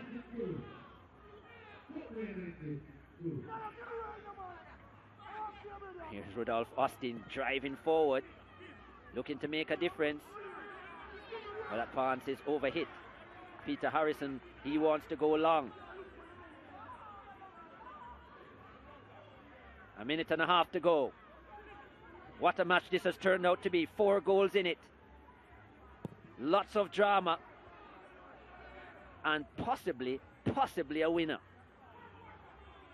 Who will get it? Will they get it?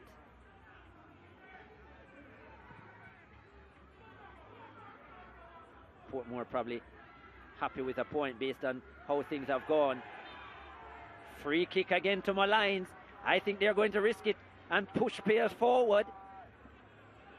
Don't be surprised if this is a, as you would say, as we said, a Hail Mary pass into the box. It is Hail Mary Day, isn't it? Super Bowl Sunday, it must be said as well. Lots of sport going on all over the place.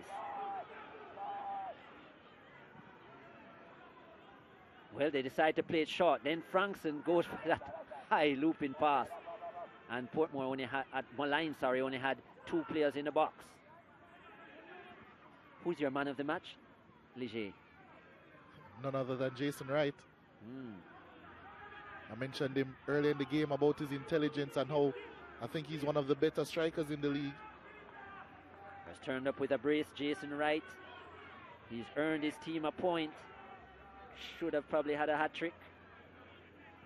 Should have earned his team a penalty before that, in my opinion. Molynes, they eventually did get their penalty. The 6 minutes have been played. Stefan Duar is not willing to go any further. And Molynes, in stoppage time, have earned a point. It could be a critical point as we go deep into the season. They take their tally to 16. They remain in 12th. But once again, they extend the gap between themselves and Treasure Beach and Lime Hall. Stephen Barnett thought he had the winner when he scored the goal for the 2-1 lead. But Molynes had other ideas. 2 close penalty calls. And then Shamar Dennis earning the penalty, which his captain put away. Jamar Morrison, he had a goal in it as well for Portmore United before being taken off. And Molynes, they have a lot to say to Stefan Duar. They think they should have had more than 1 penalty. Probably so. At the end of it all, it ends Molynes 2, Portmore United 2.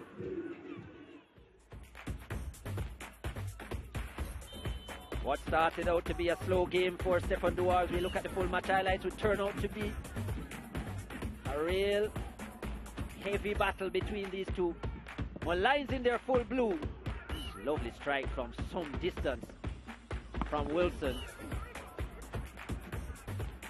Swerved at the last moment and was kept out by Williams.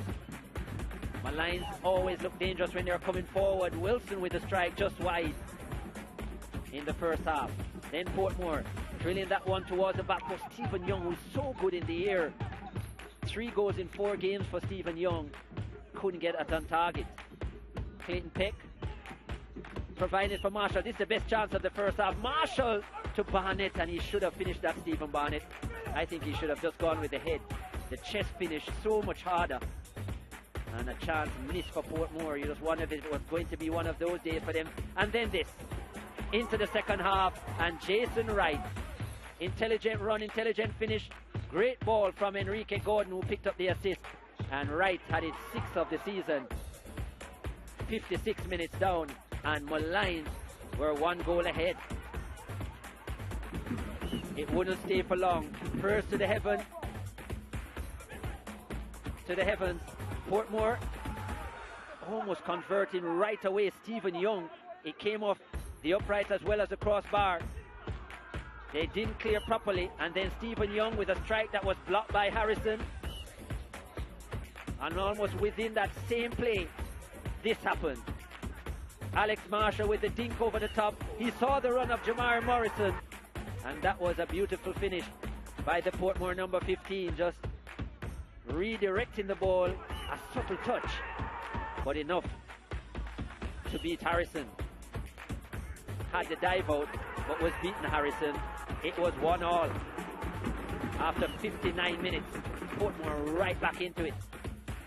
And then they took the advantage. They carried it. They took the fight to Molynes. Stephen Barnett, eager to get his first goal of the season, determined to get past O'Dane Samuels, and that he did. The stronger of the two. Harrison, no chance. He was sprawled out on the ground, and Barnett giving Portmore the 2-1 advantage and his first goal in a Portmore shirt. Gets the hug from his head coach, Philip Williams. What he didn't know was that Molynes had this kind of fight. This should have been another goal for Jason Wright there. He orchestrated the move right. The pass from McPherson, and then an intelligent byplay with himself and Wilson, but just couldn't get it done. Then Wright providing that for Dennis, who had the strike on target, was well saved. Some real moments it was for Molynes. And then this again. Dennis into the box. It was a dive from Dennis, but Stefan Duar, he bought it. Blowing for a penalty. And Wright made no mistake. They should have had a penalty earlier. And Jason Wright calmly converting for 2-2. A smile on the face of Peter Higgins. A point for Molynes. And Portmore will look at that as 2 points dropped in their search to get on top of the table yet again.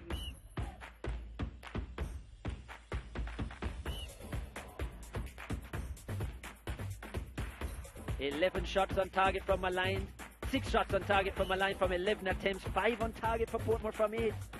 It was a busy second half for Molynes United, and a busy afternoon for Stefan Duar, who had to show 4 yellow cards as there were 24 fouls in the piece. 4 saves from Williams, 3 from Harrison, and the majority of the possession for Portmore, but it's all square after 90 minutes. Molynes United 2, Portmore United 2. DJ Williams is with our man of the match, none other than the brace, the hero for Molynes, Jason Wright. Yeah, today's man of the match, Jason Wright. You got 2 goals. I'm sure you're wishing you think you got 3. Yeah, definitely. But it's ins and out of the game. You know, you score some, you miss some. But the most important thing, we came away with a point against a very good team. I know you're a leader in this team. You're the captain, and over the past couple of weeks, there's been a significant improvement in the team's performances. I'm sure you're very proud of that. Yeah, definitely. I know, and a lot of credit goes to the coaching staff. They have come and instilled a lot of discipline and structure to the group, and I know it's paying off. I know I have to ask you a personal question now. You have 7 goals in the league now, not too far off from the top scorer. Is that something that you have your eye on? A long season, man. Long season. We have many more games to go. But definitely, it's a joy to be on the score sheet, and I hope in coming weeks I can be on the score sheets again. All right, great performance today, and best of luck for the rest of the season. Thank you very much. Yeah, that was Jason Wright, today's man of the match. Really good performance from him. Lifted his team, got that draw today. And Coach Thomas, Coach, it was a pretty interesting game, a tight one in the first half, in the second as well. Was it your initial plan to, soak up some pressure, maybe sit back in the first half and then explode attacking-wise in the second? I mean, we wanted to see what they were about, so we decided we were going to meet them a bit and look to see what was going on. But I mean, we played well. We scored first. I thought we never managed right after we scored, and I think tactically we could have been a little bit more disciplined. And hence we conceded, I think, 2 goals in like 5 minutes. But the guys came back and they fought.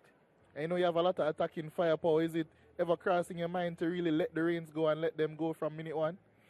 Well, 90 minutes. So you want to manage, you want to look and then strategically look and see how best you can probably include 1 or 2 of the firepowers. And we did tonight, and it paid off. I know before the game I spoke to your assistant coach, I just spoke to your captain, and the impact that you've made on this Molynes team is really extraordinary, judging by what the team was like defensively and offensively as well. I'm sure you're very proud of the project you're building right now. I mean, yes, but it's definitely team. We have been doing well organization-wise. I mean, management, the hierarchy of the club, everybody's on board, both 2 assistant coach. I mean, they have been really, really good, and I really want to commend them for their support. But for me, it's team effort, and it's working. All right. Best of luck for the rest of the season, coach, and gritty performance today. Yeah, man. Thanks much. Yeah, Jermaine Thomas there, head coach of Molynes. Now moving on to Coach Philip Williams. Coach, you had the game. You were up 2-1. You came from behind for that lead, mind you, but I'm sure you're wishing that you could have won the game from that 2-1. Definitely. I mean, disappointed that we weren't able to get all 3 points today, but in terms of how the team play was very, very, very, very promising. We gave some youngsters a start today, and I mean, they equipped themselves well today out there. I think in terms of the run of play and the second half, the result was even. Yeah, and even when you think about it, someone like Nicoy Gale, who, everyone, a lot of people in Jamaica would have watched playing defensive midfield for you, I'd say Andrew Technical, now here at Portmore, playing him on the right. Is that something that you see his long-term position being? No, Nicoy is a very versatile player. He has been playing in central defensive mid for us all season at Portmore. Today we had to put him out there because of injury to Okilo, and I think he did well out there today. I know your team, another draw, 2 draws on the trot now, but still undefeated in 11 games. I'm sure you still have a lot of confidence towards the end of the season. Definitely. I mean, this doesn't do anything in terms of damper our confidence. Molynes is a good team. Both teams play well today, and I think the result is fitting. The youngsters went out there. They equipped themselves well. It's just unfortunate that we weren't able to hold on for the 3 points. Well, best of luck, coach, for the rest of the season, and hopefully next game you get those 3 points. Yeah, man. Thanks much. Yeah, definitely a tough battle between these two, and both coaches giving credit to the other. Cavalier, they had a thumping win over Lime Hall in the first game, 4-0. It was for Rudolph Speed's men, who asserted themselves atop of the table. Molynes 2, Portmore 2, as we've just seen there, and Portmore Well, yeah, an opportunity for them to close the gap on Cavalier. Not really, not to be. Dumble Holding with a 1-1 draw against Treasure Beach. They'll look at that as 2 points dropped, and a spirited performance from Treasure Beach, who are still in the relegation zone with 8 points. Tivoli Garden, a 2-0 win over Humble Lion, and Justin Dunn getting his tally up to 11 now, sole leadership of the goal scoring charts for Jerome Waite's men. Arnett Gardens and Mobay United played to a tough 0-0 draw at West Pow Park. This is how the table looks with 2 matches to go. Cavalier 40 points, 3 points ahead of Tivoli Gardens, who are now in second position in the 2 automatic spots. Mount Pleasant and Portmore United have dropped to, well, 4th and 3rd respectively. Arnett Gardens in 5th, and Dumble Holding sneak back into 6th for now. Of course, Waterhouse with a game in hand, they will play and see what they can bring to the table against Vera United, and whether they can get themselves back into the playoff spots. Of course, Treasure Beach and Lime Hall still in relegation, 8 points away from safety for Treasure Beach, 9 for Lime Hall after that Molynes draw. Of course, matches continue on Monday in the Jamaica Premier League. On SportsMax 2, Vera United, as we just said, come up against Waterhouse at 5 p.m. in Jamaica, 6 in the Eastern Caribbean. Look out for that. And then the Monday night football fixture on SportsMax 2. Harbourview, the Stars of the East, come up against the current champions Mount Pleasant, and live, of course, on Monday at 7:30 p.m. in Jamaica, 8:30 in the Eastern Caribbean. Do join us for those 2 big matches in the Ray Nephew Jamaica Premier League. It's match week 18, and we close here at the Anthony Spalding Sports Complex in Arnett Gardens with Molynes 2, Portmore United 2.